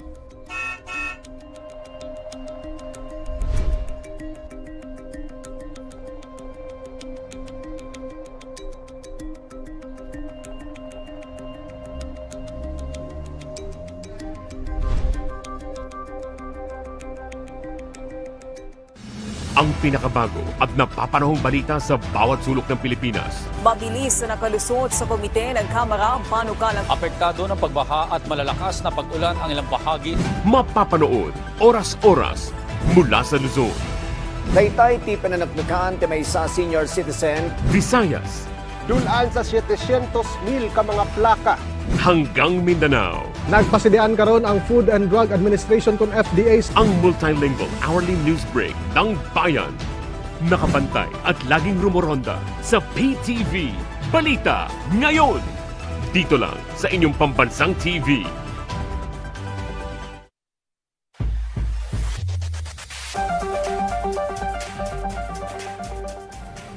The bane of the Department of Migrant Workers Office include abusive offshore employers, illegal recruiters, and human traffickers who lurk in the shadows and undercover. Hence, the DMW has been advised by rookie Senator Raffy Tulfo to avail of confidential funds in dealing with shady characters in today's Senate budget hearing, which our Daniel Manalasta shares more details in this report. During the hearing of the Department of Migrant Workers' proposed budget for 2024, senators couldn't help but bring up the issue on the recent IACAT guidelines for travelers. Senate Majority Leader Joel Villanueva raised this question. Ito bang IACAT guidelines? May silbi ba to? Itong na to. Pinoprotektahan ba nito kapwa natin Pilipino? Yung POGO Diyos ko, habang buhay tayo magkukwentuhan dito, iisa-isahin ko sa inyo kung ilang crimes yung nakomit ng POGO na binigyan ng visa dito. Nakonsulta po kami doon sa sektor ng OFW lamang. Hindi po kami nakonsulta doon sa ibang sektor tulad po ng non-OFW tulad ng turista, students, businessmen, resident blah blah blah. Pero ang kagandahan po Mr. Chair, kami po bilang membro ng IACAT, pwede po namin i-raise ito. We can still raise this as part of our mandate to protect not only the OFWs but including the family members of the OFWs. In fact, the recently revised guidelines have been suspended for the meantime. Meanwhile, some senators believe it will help the DMW if they avail of confidential funds. This to fight illegal recruiters and other illegal perpetrators who have been brought misery and suffering to OFWs. Siguro magsimula tayo ng maliit na amount. I don't know, 25 million? 50 million, iba nga dyan, daan-daan milyon, hindi ako kumikibo. Kailangan siguro para maging patas tayo sa lahat, bigyan din natin itong DMW. Not because committee chair ako ng DMW, just because nakita ko yung need. Marami talaga nagsasamantala. Kaway OFW, Sentro Tulpo, bago pa lang umalis, dito binukula na. No, namin ang naloloko talaga. Tulfo added, a budget of confidential funds can help to the arrest or apprehension of illegal recruiters or human traffickers. Lumalaki itong mga scammer because they know maraming pera yung mga OFWs, maraming ipon. So why not give them confidential fund para tugisin? Pwede po, we had initially proposed sa Tier 1, a 10 million peso confidential fund, pero hindi po naisama sa NEP. But of course, hindi po kami nagko-conduct ng arrests. Hindi po kami armado at hindi rin kami nagre-rely din kami siyempre sa prosecutorial service. Dapat pro-OFW kayo, lahat, entirely. May nababalitaan kasi ako dati, Mr. Chair, na dati may-ari ng yung mga tauhan nyo, present. Linisin nyo yan to the confidential fund, alisin nyo yun. Dapat mag-resign yun. Though not against the department receiving confidential funds, Villanueva believes the department should be able to justify this. Daniel Manalastas for The Nation. In every budget hearing, agency heads and cabinet officers will always have allies and detractors in both chambers of Congress when asking for more money. The second highest official of the land thanked those who supported her request for confidential funds, while had stinging words for opposition lawmakers who grilled her and gave her a hard time. Daniel Manalastas is back with more. Vice President Sara Duterte traded barbs against lawmakers both from the Senate and the House on the issue of confidential funds. She claimed the Makabayan bloc and Representative Franz Castro keep telling lies on the office of the Vice President's confidential funds last year. VP Duterte also hit Senator Risa Hontiveros. To quote, Senator Risa Hontiveros, while she amuses the nation with her flair for drama, could only wish the 2022 confidential funds was accessed illegally, end of quote. Duterte added, it's a shame they still cannot produce a proof to support their alleged dirty or malicious imagination. Hontiveros had this response in reply. Hindi kayo special. If you're so confident about those confidential funds, then defend them publicly. Castro meanwhile responded by saying she only laid out or spoke of the facts on confidential funds. Meanwhile, one of VP Duterte's ally said during the OVP and DepEd's budget hearing in the Senate for 2024, the issue on confidential funds was explained well. Properly explain naman yan nung nandito sa hearing, di ba? Very matagal man yung natapos yung hearing. In-explain naman niya. And palagi sinasabi niya, DEX is only up to proposal. Proposing their budget. Well, hindi pa, as I've said, process yan eh. Process yan. Committee level muna, then afterwards, plenary level. So, hintayin natin sa ano magiging discussion yan doon sa plenaryo. Kasi sa plenaryo kasi nandun lang lahat ng senador. Daniel Manalastas for The Nation. Corruption issues in the bureaucracy took front and center as the Ombudsman attended his office's budget deliberations earlier today. The agency requests for more money next year for legal and administrative staffing and also proposes for religious studies to be introduced in the elementary and high school curricula. Let's find out in this report by Melalis Moras. As he faced the lower house budget deliberations today, Ombudsman Samuel Martires firmly defended their agency against criticisms, citing the importance of their mandate and how they are performing their duties to the best of their abilities. we can satisfy everyone, as right now the Ombudsman is under attack from some sectors, saying that we should have not removed from the service an honest person, a person who has a lot of accomplishments. But let me just say this, that ang isa pong tao na matino, ang isang tao na honest ay hindi nangangahulugan na hindi siya nagva-violate ng batas. Kung yung po ang ibig sabihin ng grupong ito, lahat po ng dinismiss ng Ombudsman, lahat po ng hinatulan ng Supreme Court na matanggal sa serbisyo at maraming accomplishments ay dapat i-reverse ang decisions at ibalik sa serbisyo. Napakadelikado po ng ganong argumento. For fiscal year 2024, the Office of the Ombudsman is asking for over 5 billion pesos for next year's budget. And among its priorities is to hire more personnel, especially lawyers and IT personnel, to further improve their services. During the discussion, the issue on corruption was also brought up, and the Ombudsman shared a proposal which has the support of some lawmakers. Ang korupsyon po ay hindi titigil sa ating bansa, not even during our lifetime. Unless we change ourselves, unless we change our values. We have to introduce, as I'd always been saying, a subject from kindergarten until college on God-centered values formation. Kung magtuturo lang po tayo ng good manners and right conduct na hindi po nakasentro sa Panginoon, wala akong kwenta yon. Titignan ko po ito kung pwede po tayong gumawa ng educational na batas na ang pagtuturo ng isang God or yung values centered on God should be included not only in the higher education curricula but also in the basic education. Napakahalaga po nito. Apart from the Office of the Ombudsman, other agencies like the Commission on Elections also faced the legislators today for the deliberations of their proposed budgets. During the hearing, COMELEC's preparations for the upcoming 2023 Barangay and Sangguniang Kabataan elections next month were also discussed, and the agency also had this warning against vote buying. Ngayon, basta may nakita tayo, kahit na naandyan lang sa social media, may nagpadala sa atin ng pictures, mag-showcase tayo. Mas maganda po yan para ang mga kababayan natin ay lumalakas ang loob na magreklamo. So doon po sa mga ngayon pa lamang ay na-offeran ng bayad o na-offeran ng in cash or in kind o pangako po pangako lang, yan po ay vote buying na. Melalas Moras for the Nation.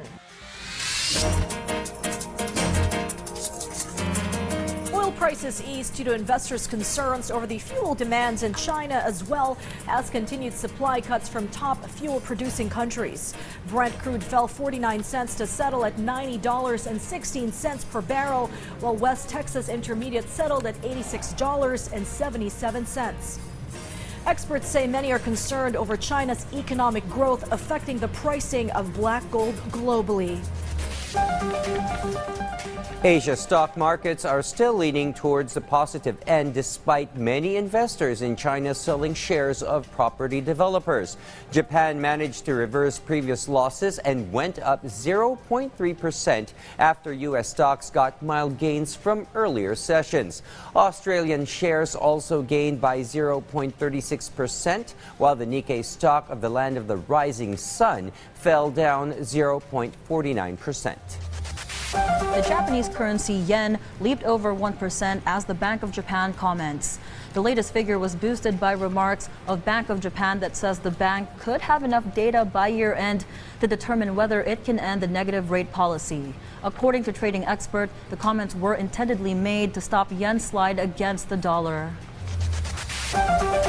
United States President Joe Biden and top tech firms met with business leaders in Vietnam.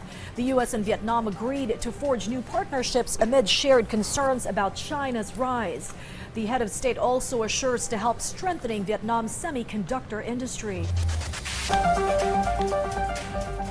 Meanwhile, Alibaba Group CEO Daniel Zhang made a surprising announcement regarding his departure from the company's cloud computing business. The news has resulted in a decline of over 4% in the Hong Kong-listed shares of Alibaba. The company had previously announced that Zhang planned to hand over the role of Group CEO to Eddie Wu where he will also be taking charge of the cloud business. China's largest cloud provider, the cloud unit, is expected to be separated from Alibaba as a result of the company's restructuring efforts. Analysts have estimated that the value of the cloud unit falls within the range of $41 billion to $60 billion.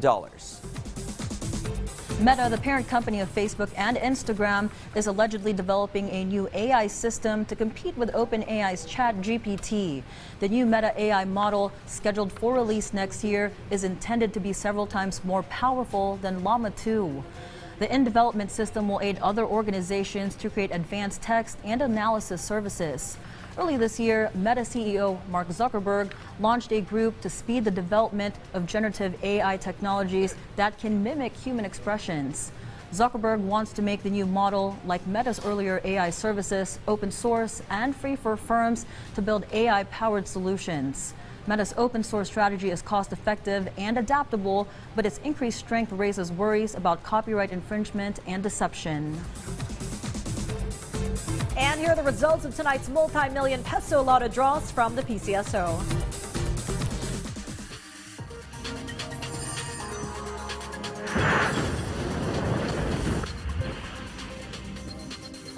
Good evening, Lotto players. For those who missed our draws today, September 11, 2023, I will be doing a recap of the winning numbers. Let's start with the result of the 2 p.m. draw.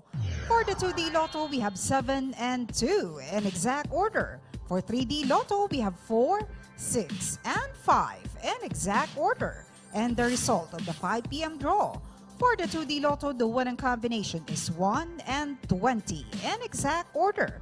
For 3D Lotto, we have 2, 8, and 1 in exact order. And finally, the result of the 9 p.m. draw. For the 2D Lotto, we have 16 and 27 in exact order. For 3D Lotto, we have 6, 9, and 2 in exact order. And for 4D Lotto, we have 3, 5, 3, and 4 in exact order.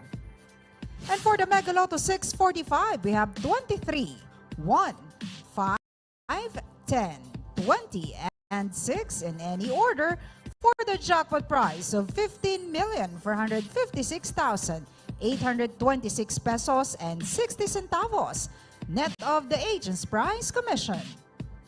And for the Grand Lotto 655, we have 31, 54, 29, 52, 24, and 12 in any order for the jackpot prize of 29,700,000 pesos, net of the agent's prize commission. Do we have jackpot winners tonight? According to the PCSO Data Center, for the Mega Lotto 645, we have no winner. And for the Grand Lotto 655, also no winner. That's all for tonight. I am Fez Celebrado III for the PCSO Lottery Draw Recap. Thank you and good evening.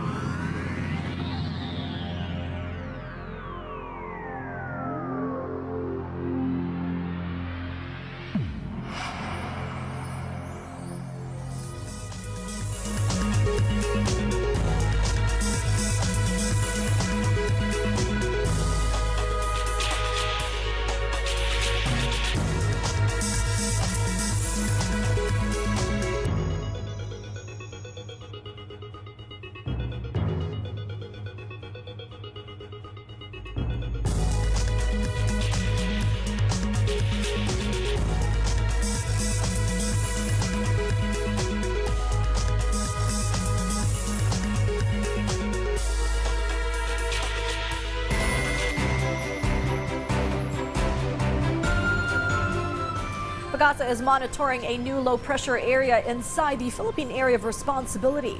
According to its update, this weather disturbance was last plotted 860 kilometers east-northeast of extreme northern Luzon. The LPA will be bringing cloudy skies with scattered rain showers and thunderstorms over Batanes and the Babuyan Islands. In the meantime, Metro Manila and the rest of the country will have partly cloudy to cloudy skies with isolated rain showers and thunderstorms due to the southwest monsoon and localized thunderstorms. And let's find out what the weather will be like in key Philippine and Asian cities.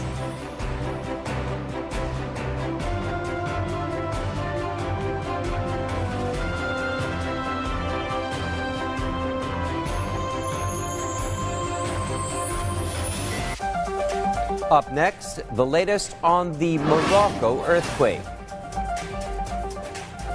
Stay tuned, we'll be right back.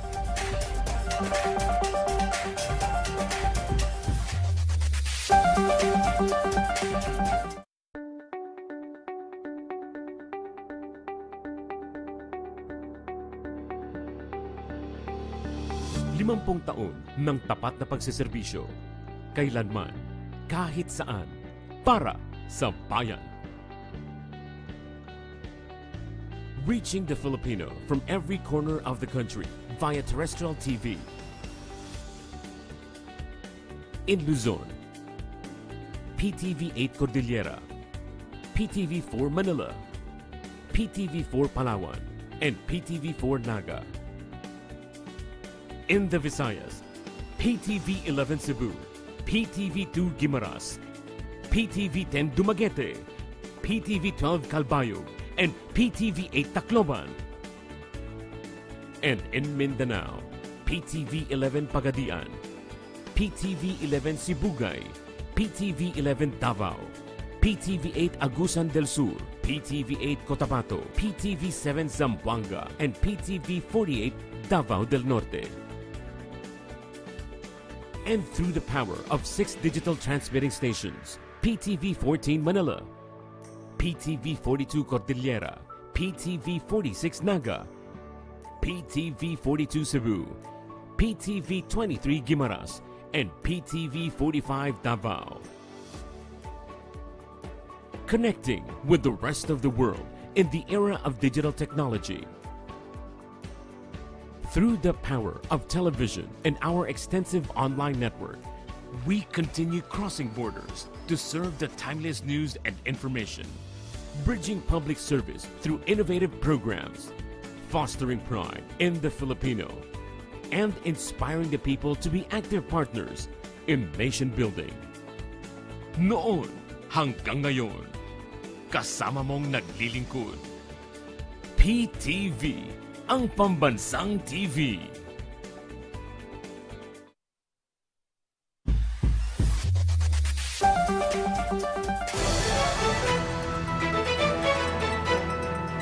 No sooner had the U.S. Navy decommissioned 2 of her veteran yet capable vessels, and the Philippine Navy puts them back into official service and action for high seas patrol. Our Patrick De Jesus on the Military and Defense Department rechristening and recommissioning the BRP's Valentin Diaz and Ladislao Diwa in this report. In the latest resupply mission, a China Coast Guard vessel chased the BRP Cabra, one of Philippine Coast Guard ships that escorted the provision boats of the AFP while on the way to BRP Sierra Madre in Ayungin Shoal. The Chinese ship almost collided with the Philippine ship. Another CCG vessel also conducted a dangerous maneuver on another PCG ship, the BRP Sindangan. Defense Secretary Gilberto Teodoro Jr. called the latest aggressive actions by the Chinese irresponsible. This is, to me, irresponsible behavior on the part of the Chinese Coast Guard. And I think that the world knows who is in the right here. Wala ngang water cannoning, pero mas delikado ang mga maniobra na ginawa nila sa mga kasama natin na Philippine Coast Guard. No? With this, Teodoro emphasized the need to improve our defense capability in protecting our territories. He added, nangingibabaw po ang malalakas sa mahihina sa demokrasya. Kaya po ating gawin, sabayan ang pakikipag-usap batay sa isang prinsipyadong framework. Sa likod nito, sabayan natin ng katatagan ng ating bansa. Katatagan ng ating hukbong sandatahang lakas ng Pilipinas. Earlier, 2 newly acquired Philippine Navy ships, the BRP Valentin Diaz and BRP Ladislao Diwa, were formally commissioned to service. These ships were former Cyclone-class patrol vessels of the U.S. Navy and donated by the United States government under their Excess Defense Article. The ships are 55 meters long and can easily maneuver in coastal and shallow waters, which are good for patrol operations and surveillance. The U.S. assures continued support to our armed forces. As the Philippines continues its courageous stand to uphold the international order and defend its rights in the West Philippine Sea, rest assured, the United States stands with you in this all-important endeavor. Teodoro said there is a re-strategization or re-horizoning in the modernization of the AFP, and aid from allied countries is welcome. This to ensure the assets being acquired can really enhance our defensive posture. Kailangan ay ang modernisasyon na hindi piecemeal, kailangan interoperable, at kailangan ito ay magkakaroon ng diferensya sa ating credible deterrent posture. Hindi yung pakitang tao lamang, kung hindi tunay na modernisasyon. The newly patrol vessels will be used for coastal patrol duties in our territory and other naval, humanitarian, and disaster relief operations. Patrick De Jesus for The Nation. A turnover ceremony of a 250 million peso two-story building of the Philippine Coast Guard was held in Balagtas, Bulacan. The said facility will serve as a field training center for the Coast Guard's personnel. It is expected that applicants to the Coast Guard will receive proper training and instructions at the facility. Yes, kailangan to ng Philippine Coast Guard kasi lumalaki yung ating fleet. At kailangan nating paghandaan, lalo na yung mga taong magman ng ating mga barko. The rowdy and rough-housing tactics of harassment by the Chinese Coast Guard and militia vessels in the Ayungin Shoal or the Philippines' exclusive economic zone are not going away anytime soon. And neither are the boats and buoys of the nation's Coast Guard, Navy, and military. Growing government support and mounting backup from the international community have imbued the men and women of the AFP with renewed sense of courage, patriotism, and intestinal fortitude. Values that can repeatedly withstand blast of water cannon and persistent harassment on the high seas, and with so many countries keeping watch on developments in these waters. And with the joint international maritime patrols coming up soon, there will be less such incidents going forward as the nation's security forces take back its rightful properties and establish its sovereignty on them. Meanwhile, the Department of Transportation announced the distribution of fuel subsidies to public utility vehicle operators and drivers this week. Up to 280,000 units of public transportation under the LTFRB list will receive the said subsidies, including jeepneys, buses, taxis, UV expresses, shuttle services, as well as tourist and school service operators. There are 930,000 tricycles and 150,000 delivery riders nationwide. Modern PUVs would also be receiving up to 10,000 pesos, while 6,500 for traditional jeepneys and UV Express.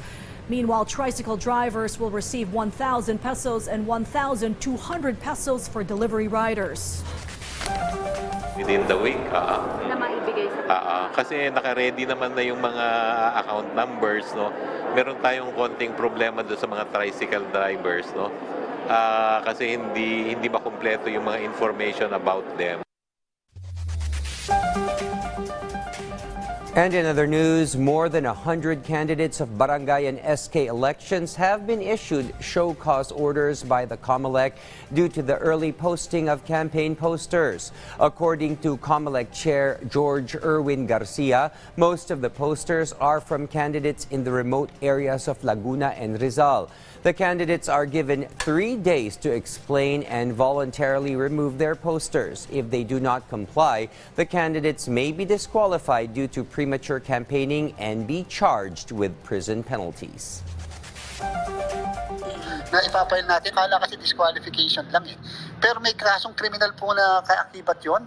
Isipin nyo, tapos na ang eleksyon, whether nanalo ka o natalo, may 1 hanggang 6 na taon na pagkakakulong po yan.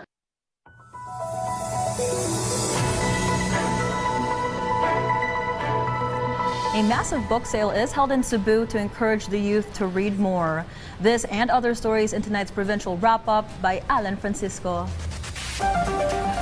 In Cebu, a massive book sale of quality books for affordable prices is being held to encourage the youth to pick up the habit of reading instead of always being preoccupied with their gadgets. Founded by Malaysian Andrew Yap, who collected books and sold them at cheaper prices, the program aims to allow the public access to rare or even hard-to-find books without having to dig deep into their pockets.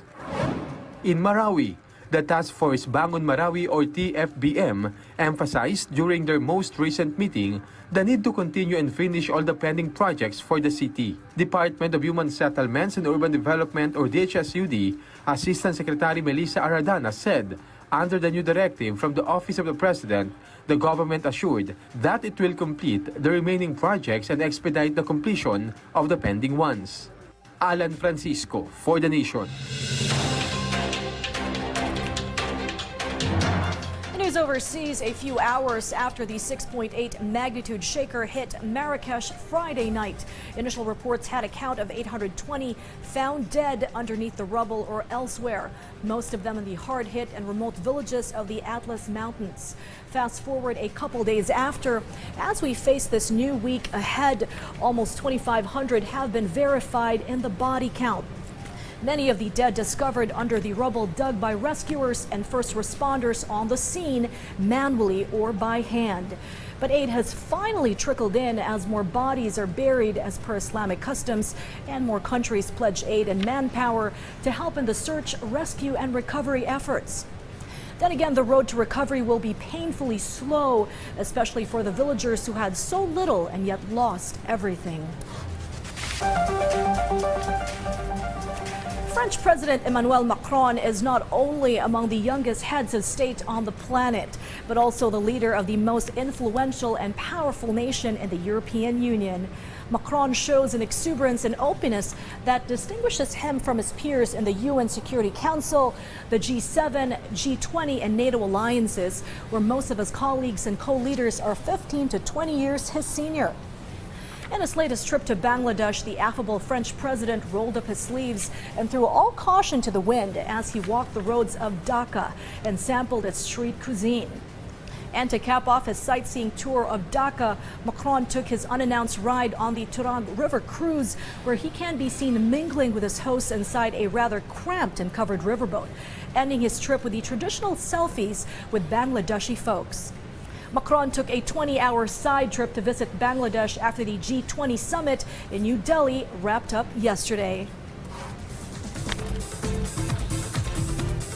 In the meantime, here's a recap of today's lottery draws.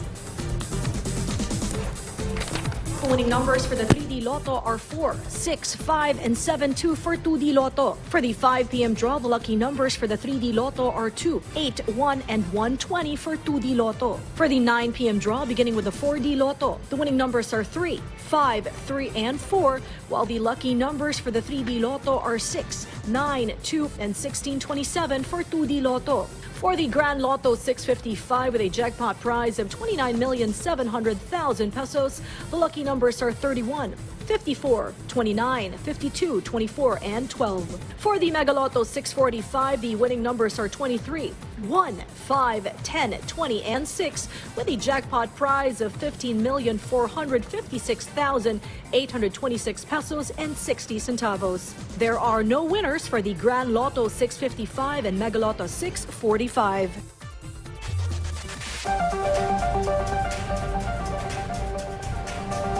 And so goes PTV News Tonight's roundup of tomorrow's headline stories. I'm Sharms Espina. I'm Monique Tuzon. I'm William Theo. Join us again tomorrow here at PTV News Tonight.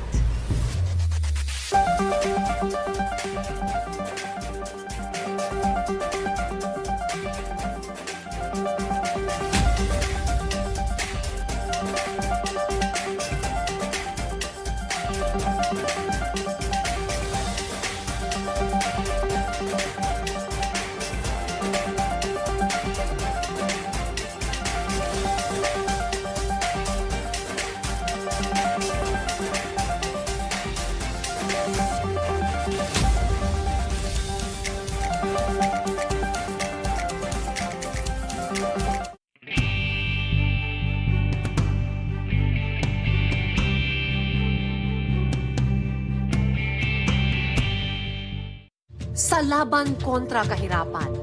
Paano mananaig ang mamamayan? Dayan Querer po, katuwang ang National Anti-Poverty Commission. Samahan ninyo ako tuwing Sabado at magkaisa tayong umaksyon laban sa kahirapan. Aksyon laban sa kahirapan. One nation, one flag, one people, unity in eradicating poverty. Dito sa inyong People's Television.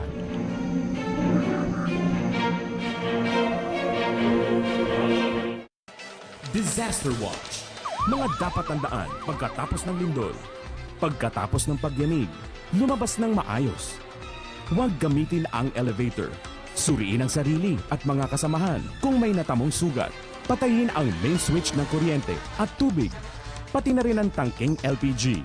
Makinig sa balita at maghanda sa mga posibleng aftershock. Huwag malito. Dapat laging listo.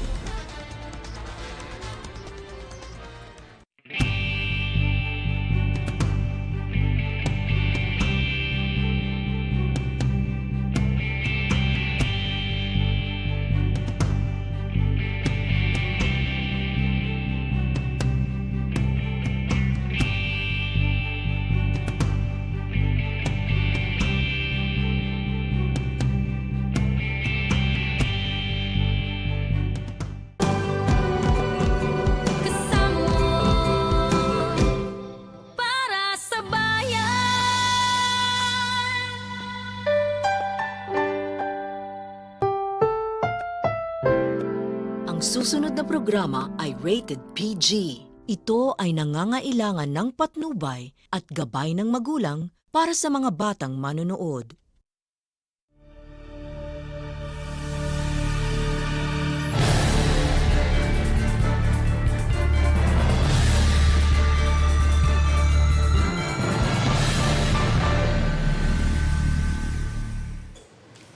Pleasant greetings, y'all. Proud Filipina Charms Espina here. Thinking of America's first national park, inaugurated on the 1st of March, 1872.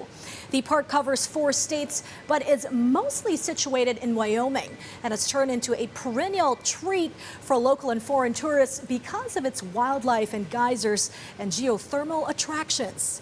VOA's Inside Story takes a deeper look at the park on its sesquicentennial anniversary.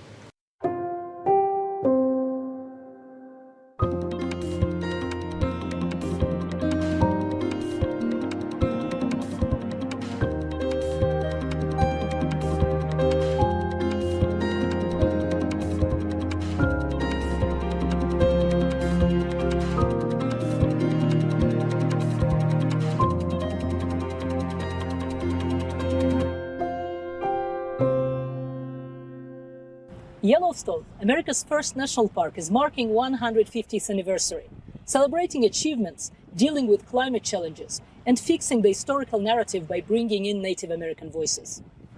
Yellowstone National Park covers nearly 9,000 square kilometers of the western United States, across Montana, Wyoming, and Idaho, in 4 mountain ranges driven by powerful magmatic forces underground.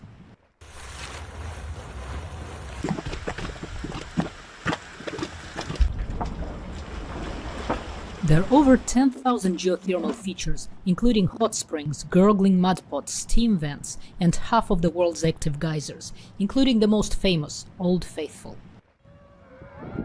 About 20 times a day, these fountains of boiling water erupt, reaching as high as 50 meters.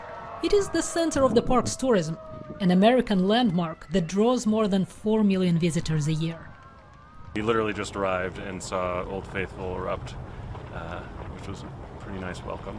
I think we've gone to a lot of national parks, but already what this separates, I think, is just the attractions of the geysers and kind of all there's one hanging out and waiting over there for, right now. waiting for it to erupt. It's kind of nice. It's sort of everyone together. I don't think anybody ever gets tired of the view. I think Yellowstone's an incredible global icon. 70% of the visitors that come here are first-time visitors every year. And so a lot of people are seeing this for the first time in their lives, but even for those that come back time and time again, or for those of us that are lucky enough to live here and work here, never gets old. For the first-time visitors of Yellowstone, probably the most mind-boggling fact is to realize that they stand on top of a huge active volcano. Yeah, and I figure it only explodes like every 600,000 years, so we're probably not going to hit that one day, 1 week, so yeah, I don't really worry about it. But you think about it, it's nice to think like, wow, we're in this crazy area, you know, that you normally wouldn't be in something like that. The Park Service monitors volcanic activity along with the U.S. Geologic Survey and the Universities of Utah and Montana. Yellowstone Volcano Observatory scientist in charge Michael Polland says there is little chance of a surprise eruption across a volcanic system of more than 3,000 square kilometers. You can imagine it's like a car that hasn't been started in a really long time. So in order to get Yellowstone to a point where it can erupt in a really big way, big explosive event, you'd have to melt a lot of that cooling magma chamber beneath the surface. And in order to do that, you would see all kinds of input of heat. There'd be changes in gas emissions, lots of seismicity, lots of changes in how the ground deforms in ways that we've never seen before. This is the rim of Yellowstone volcano caldera. It was likely formed 640,000 years ago during the previous eruption of the supervolcano, though not all geologists like this term. I'm not a fan of the term supervolcano. This is something that was sort of made up and used in some documentaries and docudrama movies. I think it's misleading because a lot of people will say, well, if Yellowstone is a supervolcano, it only has these huge explosions. And that ignores the fact that we know from the geologic record that the most likely form of eruption from Yellowstone is a lava flow, not a big explosion. Inside the park's volcanic system, brightly colored organisms called thermophiles thrive in extreme conditions. We're looking at temperatures in the 90 to 70 degrees Celsius range. Far too hot for most life forms. Even the well-adapted, heat-loving organisms that make these hot springs home to survive. As we move closer to the edges, we near temperatures closer to the 60-degree range. And as we start seeing the transition from browns to greens, we're looking at temperatures in the much more habitable 30 to 35-degree range. For microbiologists, Yellowstone is an immense living lab. What we know about the human genome, the genome of animals, is reliant entirely on a chemical made by that little yellow streak in that runoff channel. As we look towards the future, Yellowstone's thermophile communities are helping us look at so many possibilities in the field of medicine. In the bright blue springs of Yellowstone, with temperatures too extreme for most life forms to survive, there are archaea and viruses so alien that our immune system can't quite recognize them as a threat. Research on organisms thriving in hot acidic water may provide answers about how early organisms on Earth survived without oxygen. The earliest days of life on Earth, when the Earth was volcanic, when the oceans were still young, when they were still hot, we probably saw bacteria like these we see in Yellowstone today. In fact, the first life on Earth, the first source of oxygen for our atmosphere, probably came from photosynthesizing bacteria living in scarce and scant runoff channels from hot springs on the ancient Earth. Archaeologists say humans have been hunting and gathering in Yellowstone for at least 11,000 years. This continent was set aside for our people. And if you really think about it, you know, from the North Pole to the South Pole on this continent, there are nothing but Indian people. And we've been placed here, you know, by our maker. And Yellowstone is part of that. Velda Racehorse is a member of the Shoshone-Bannock tribes that lived in the area until the U.S. military arrived to secure the park's borders at the end of the 19th century. The Army stayed in Yellowstone for more than 30 years, based in a compound at Mammoth Springs that now houses Park Service Administration. You know, we have a government-to-government relationship with 27 tribal entities. You know, these all are tribes that have identified that they have a real connection to Yellowstone, and for a variety of reasons, and many reasons for every tribe. This is a rich heritage with tribal experiences in Yellowstone. You know, they'll battle outside of these boundaries, But this, for some reason, the Yellowstone Park seemed to be kind of a neutral area for everyone. I think it adds a lot of spiritual meaning to it. It was unique. It was held sacred. Of course, we hold all land sacred, but this is kind of unique, special place that was given to us by the Creator. Our people adapted to whatever happened to them. And that's why we're still here today, because we adapted. And even though we were forcefully removed, we all adapted to what was happening. And we moved further away from what was happening. When Yellowstone was designated a national park, the Native American tribes were chased out. The history of the park focused on the white people exploration. Now, for the first time in 150 years, teepees were erected in the park, and the first people of the land are telling their own stories. We actually have three mothers. Our mothers are Mother Earth, our biological mother, and then the lodge, because the lodge protects us, keeps us warm, keeps us cool. It's a place where we abide with family, that kind of thing. And so when we put it up, the meaning of the lodge is pretty dynamic. Anniversary celebrations include Native American cultural events and public gatherings with tribal leaders. Shoshone Bennek elder Winona Tindor said coming to Yellowstone was a hard decision. My grandma told me not to come here. She told me not to be speaking about these things because it's a bad memory for her. When she got herded from her homeland that way, then it's very emotional, you know, because this was her homeland. And she was told to leave and never come back. And she never did come back. Blackfeet attorney and artist Evan Thompson is documenting his fight in courts for restoring the traditional tribe's hunting rights using a technique developed by Native American artists in the mid-19th century. So ledger art is what I would call a semi-traditional form of Plains Indian art. Historically, men would leave a war record by painting it on hide, often on teepees or on war shirts. And so with the introduction of reservations and the disappearance of the buffalo, hide becomes very scarce. And so people would go to the forts and other places to get paper to leave this record, their personal historical record for their families on. That tells the story of reasserting our hunting rights here in Yellowstone National Park. The lead figure is modeled after myself, I guess, to holding up our 1855 treaty with the United States government. And then the four singers behind there are supporting that event. And then on the bottom of the piece are some pictographic figures holding rifles, and they represent the Blackfeet people that came in after we reasserted that right, and they're hunting the buffalo in the image. Northern Arapaho and Northern Paiute artist Patty Valdez brought to life bison sculpted from willow branches with pairs of dancers from different tribes. She called the performance Rematriate.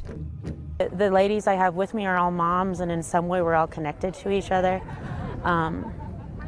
Daughters, not all of us are moms, but I feel it inside we each have that in us.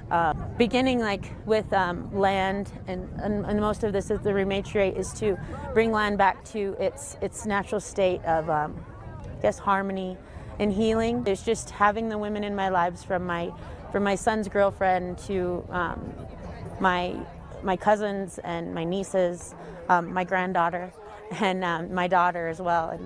And the drummers, there's my husband and my dad, and the people I pray with at home in our ceremonies in Sundan. My little brother, it's just everyone that I felt truly connected to. And for a lot of years I didn't know how to feel, because it's kind of either a tourist or a museum where I can't touch anything. And it's really important that my peers, the people that are from this land, walk on it with confidence and take up the space that they should in a way that they're proud of. Yellowstone celebrations included the debut performance of Muskogee soprano Kirsten Kunkel's Reclaim the Land.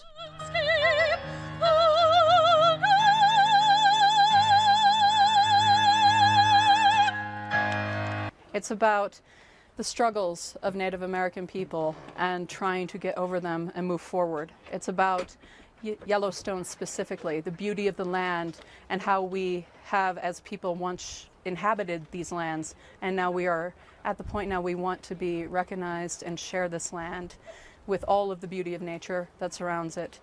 And I was hoping with this piece that I would connect with people, that it would be something that people would want to sing, that people would want to hear. Obviously, people aren't going to inhabit Yellowstone again. It is a national park, but we want the cultures known. We want people to acknowledge the tribes that were once inhabiting this land, and throughout the entirety of America. That, you know, we're not just reservations, we're not just casinos, we're not just powwows. We have deep cultural heritages, and we have many, many things that are vitally important to us. Park Superintendent Shawley says no one can tell the story as well as the people whose ancestors lived it. They were on this landscape long before Yellowstone was a national park, and we've done a significant amount of engagement, especially in the year leading into the 150th, with all of our affiliated tribes to have them help us do a better job. You know, the Park Service has a duty to tell America's history, the good and the bad. And importantly, I think we want to look at the 150th as not as a one-time thing, let's do these things together just in this year, but a reset point, a starting point to do more and more into the future with these tribal nations.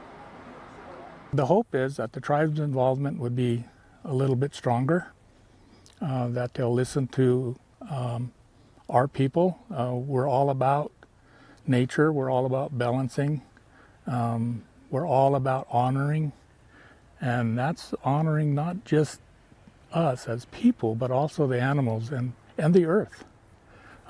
It's give and take. It's, if you take something from the earth, put something back.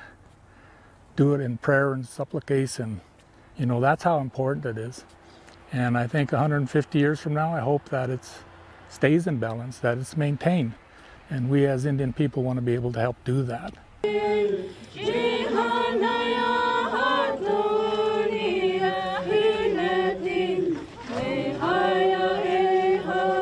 Maintaining that balance is a centerpiece of cooperation between the Park Service and Native Americans in Yellowstone, where there were too few rangers at its start to protect geothermal features. Oh, people would wade in the hot springs, West Thumb Geyser Basin over on the lake. It was really popular to catch a fish and stand on the cone of the geyser and cook it on the line in the hot spring. You know, periodically we clean out some of our thermal features like our hot springs, and you know, there'll be tires in there. I mean, weird things. As now we have a system of boardwalks that protect people as well as protecting the resource, so that people don't accidentally fall in, and also don't leave their footprints all over this landscape that takes, you know, thousands of years to develop. Once something is broken at a hot spring or a geyser, you know, that's fragile material, and those footprints will be there for forever. So in some cases. With boiling pools of acid and wolves and grizzly bears roaming free, Yellowstone is no amusement park.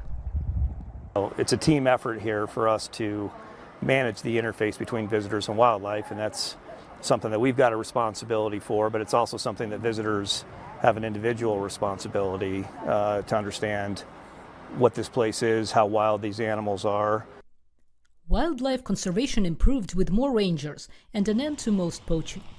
Animal populations fluctuated naturally until a change in U.S. government policy in the 1920s eliminated nearly all the park's predators. So we killed every wolf, reduced the number of grizzlies substantially, killed all the mountain lions. You know, 50 years ago we were feeding grizzly bears out of garbage dumps so visitors could see them. So we've slowly put the pieces back together of this ecosystem.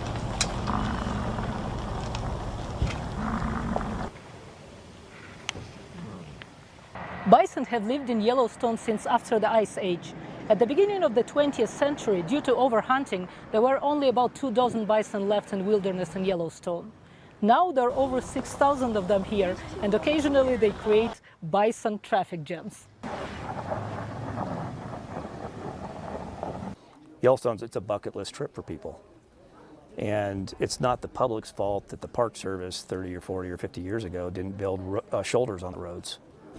And so when you see pictures of traffic jams, and you see people, 70% of which are here for the first time, seeing their first bison in the wild or seeing a grizzly, that's why they came.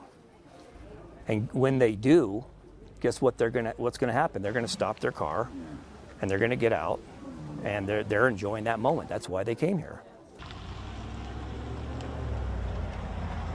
There are also smaller marvels at Yellowstone, with hundreds of types of wildflowers supporting insect life in an ecosystem that combines species from both the Rocky Mountains in the west and the Great Plains to the east. Health-wise, the ecosystem's in better condition now than it ever has been since Yellowstone became a park. But that doesn't mean that we can sit back and enjoy success. There's a lot of challenges and threats, climate change, other threats to this ecosystem that we need to be cognizant of and pay attention to moving forward. Unprecedented flooding in June tore through parts of Yellowstone, washing away roads and causing rock slides and mudslides. I've never experienced something like this. The rain was falling. It felt like forever. It just kept coming and coming and coming, which then was melting our snow melt. So together, it just made this huge flume of water overnight. Yellowstone historically has not had a lot of floods, and there was not really any warning that this flood was coming. But I think the team here couldn't have handled it better. I mean, the fact that without power for 40 hours, evacuating the park, 10,000 visitors within about 30 hours, doing the damage assessments, getting temporary repairs done all across the park. The park's north entrance reopened once upgrades were completed on the old Gardiner Road as a higher ground alternate route to the washed-out Riverside Road. Outside the park entrance, piping is all that is left of a house swept down the Yellowstone River from the small Montana town of Gardiner. For local businesses, the prolonged closure meant loss of income. This season, Sarah Andrus's new hand-painted teepees stood mostly empty. Her other business, a rafting company, is down from 20 to 30 boats a day to about 5. Unfortunately, with what has happened with the flood, we've pretty much lost all of our business. And I lost about 3 employees from here just because we didn't have enough work for them. Frank LaMotta and his girlfriend, Ariel Rodriguez, moved to the area about 2 years ago to work at a local hotel. The flood, along with the COVID-19 pandemic, added to their challenges, but they have no plans to leave. This is a very special community, and if it wasn't, a lot more people would have left by now. But we all put our heads together and, make it work. Our community is strong, but our economy is struggling. Some tourists were determined to come to Gardiner despite the logistical inconvenience. Mary Haig and Jim Zweigaft married in Yellowstone 32 years ago. We were devastated. We saw the videos and knew that the park would be impacted so highly with all the millions of people that come here in the summer, including our own plans part. But if we can get in by our bicycles and support the town of Gardiner by being here and having, dinner or something, we think that's a good thing to do. Central to the park's infrastructure is the historic Old Faithful Inn. The largest log construction in the world looks today pretty much the same as it did when it was built in 1904. The massive fireplace made from 500 tons of local rhyolite, rock produced by volcanic eruptions, its towering iron and brass clock, and violin music filling the main hall. In the park's early years, only the wealthiest visitors could afford to come to the Old Faithful Inn or the Yellowstone Lake Hotel, traveling first by train and then by stagecoach. When automobiles were allowed in 1915, attendance soared, making it one of the most visited national sites in the United States. Among the inn's unusual traditions is Christmas in August. There's no true record of how Yellowstone started celebrating August 25th as Christmas. There's some people suggest that visitors were snowed in over August 25th and they needed something to do, and so they decided to have a Christmas party. There's also, which it can snow any month of the year here in Yellowstone.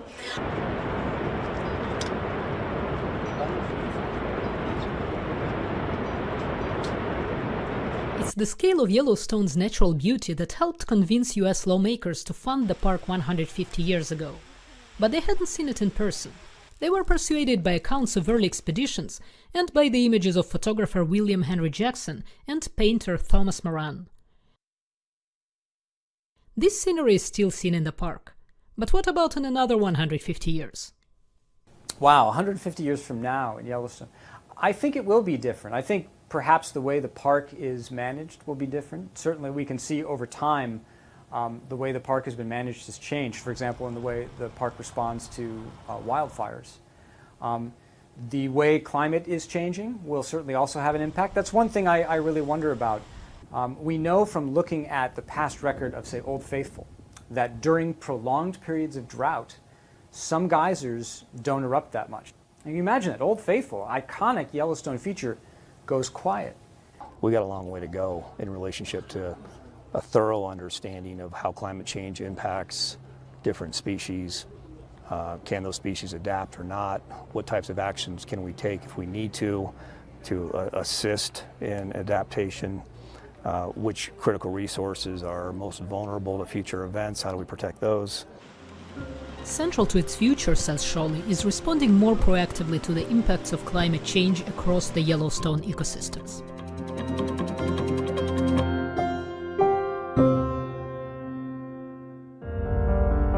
In times of change, when the world seems uncertain and what we hear doesn't reflect what we see,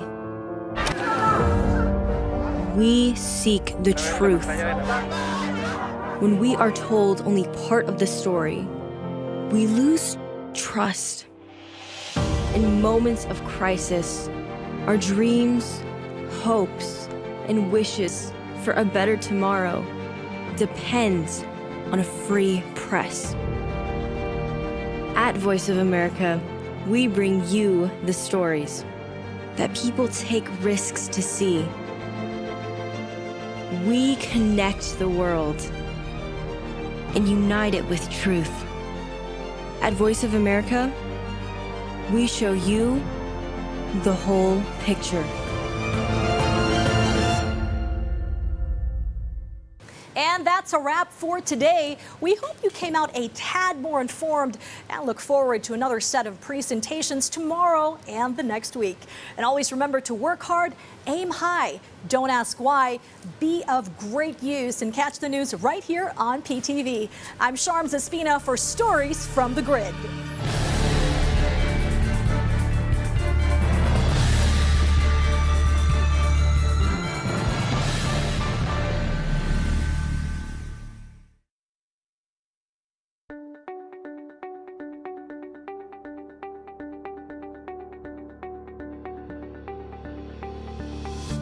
Taon ng tapat na pagseserbisyo, kailanman, kahit saan, para sa bayan. Reaching the Filipino from every corner of the country via terrestrial TV. In Luzon, PTV 8 Cordillera, PTV 4 Manila, PTV 4 Palawan, and PTV 4 Naga. In the Visayas, PTV 11 Cebu, PTV 2 Guimaras, PTV 10 Dumaguete, PTV 12 Calbayog, and PTV 8 Tacloban. And in Mindanao, PTV 11 Pagadian, PTV 11 Sibugay, PTV 11 Davao, PTV 8 Agusan del Sur, PTV 8 Cotabato, PTV 7 Zamboanga, and PTV 48 Davao del Norte. And through the power of 6 digital transmitting stations, PTV 14 Manila, PTV 42 Cordillera, PTV 46 Naga, PTV 42 Cebu, PTV 23 Guimaras, and PTV 45 Davao. Connecting with the rest of the world in the era of digital technology. Through the power of television and our extensive online network, we continue crossing borders to serve the timeless news and information, bridging public service through innovative programs, fostering pride in the Filipino, and inspiring the people to be active partners in nation building. Noon hanggang ngayon, kasama mong naglilingkod. PTV, ang pambansang TV. HealthWatch, alerto, pangkalusugan. Ang polio o poliomyelitis ay isang nakakahawang sakit na dulot ng polio virus. Kumakalat ito sa pamamagitan ng oral fecal route. Isa sa 1,000 kaso ng sakit na ito ay maaaring mauwi sa paralytic polio na kung hindi maaagapan ay maaaring maging sanhina, permanenteng paralysis sa binti, mga komplikasyong gaya ng pneumonia, urinary infection, problema sa puso at maging kamatayan. Upang maiwasan, siguraduhin mababakunahan ang unang dose ng oral polio vaccine o OPV, ang 6 weeks old na sanggol. At tiyaking masusundan ito ng mga follow-up boosters sa kanyang ika-10 linggo at ika-14 na linggo. Kasabay ng huling dose ng OPV ay ang IPV or inactivated polio vaccine na ibibigay din sa sanggol sa pagpatak ng kanyang ika-14 na linggo. Tandaan, ligtas ang bakuna laban sa polio. Kaya siguruhin mapapakunahan ang inyong mga anak para maiwasan ang malulubhang karamdaman. Pangalagaan ang kalusugan. Para iwas sakit, huwag malito. Dapat laging listo. Babiyahe ka ba patungo o palabas ng Pilipinas? Register muna sa etravel.gov.ph. Pumunta sa eTravel website o iscan ang QR code. Sagutin ang online form. I-screenshot o i-download ang iyong personal QR code. At i-present ito sa inyong airline representative bago sumakay at sa quarantine officer sa inyong pagdating. Kailangan mag-register sa loob ng 3 araw bago dumating sa Pilipinas. Gayon din sa mga Pilipinong aalis patungo sa ibang bansa.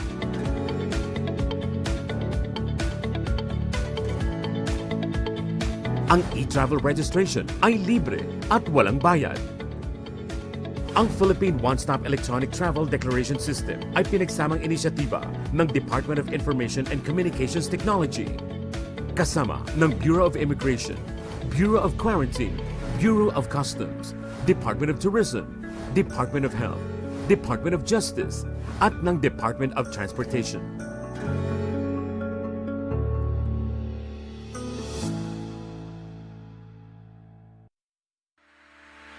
Disaster Watch. Alamin ang Modified Tropical Cyclone Wind Signal System para sa mga paparating na bagyo. Signal number 1. Isa itong tropical depression na nagtataglay ng bahagyang lakas ng hangin at tatama sa loob ng 1.5 araw. Posible itong makadulot ng pinsala. Walang pasok ang mga bata sa preschool. Signal number 2. Ito ay tinatawag na tropical storm na may dalang katamtamang lakas ng hangin at posibleng tumama sa loob ng 24 oras. Pinapayuhan ng lahat na isecure ang kanilang mga bahay at kagamitan at huwag na munang maglakbay. Wala ring pasok ang mga mag-aaral mula sa preschool hanggang high school. Signal number 3. Ito ay severe tropical storm na posibleng tumama sa loob ng 18 oras. Pinapayuhan ang mga residente na lumikas sa mabababang lugar, baybayin at tabing ilog at maghanda sa pagkawala ng kuryente at komunikasyon. Walang pasok sa lahat ng antas ng edukasyon. Signal number 4. Ito ay isang ganap na typhoon na maaaring tumama sa loob ng 12 oras at nagtataglay ng napakalakas na hangin. Dapat manatili muna sa bahay at lumikas mula sa mga mapanganib na lugar. Signal number 5. Ito ay isang super typhoon na nagtataglay ng napakalakas na hangin at posibleng magdulot ng malawakang pinsala. Manatili sa loob ng matibay na gusali at mag-monitor sa mga weather update para sa inyong kaligtasan. Sa panahon ng bagyo, dapat laging listo. Mga serbisyo ng pamahalaan ipararating sa mamamayan. Diretsahan ang usapan mula mismo sa kinauukulan. Samahan niyo po kami sa pagbibigay linaw sa mga mahalagang isyong pambayan, kasama ang mga iba't ibang ahensya ng pamahalaan. Dahil sa pagkakaisa at pagtutulungan, sama-sama tayong haharap sa isang bagong Pilipinas ngayon.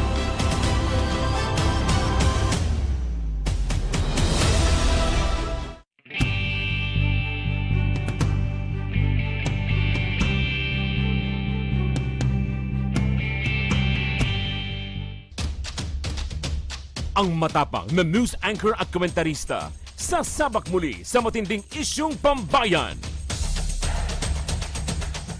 Good morning Luzon, Visayas at Mindanao. Tayo po ay muling magsama-sama sa umagang ito. Mike Abel Live.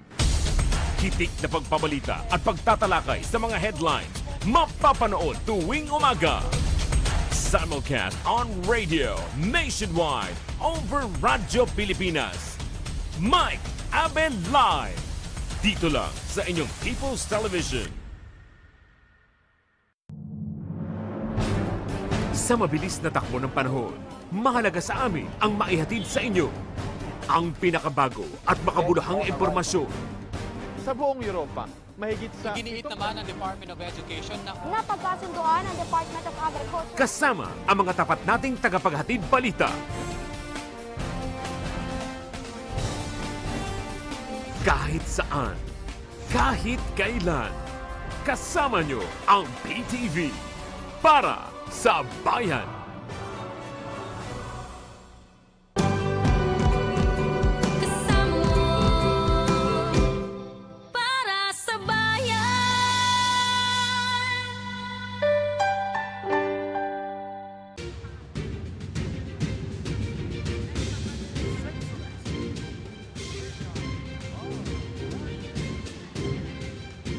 Ladies and gentlemen, the President of the Republic of the Philippines, His Excellency Ferdinand R. Marcos Jr. and First Lady Luisa Araneta Marcos.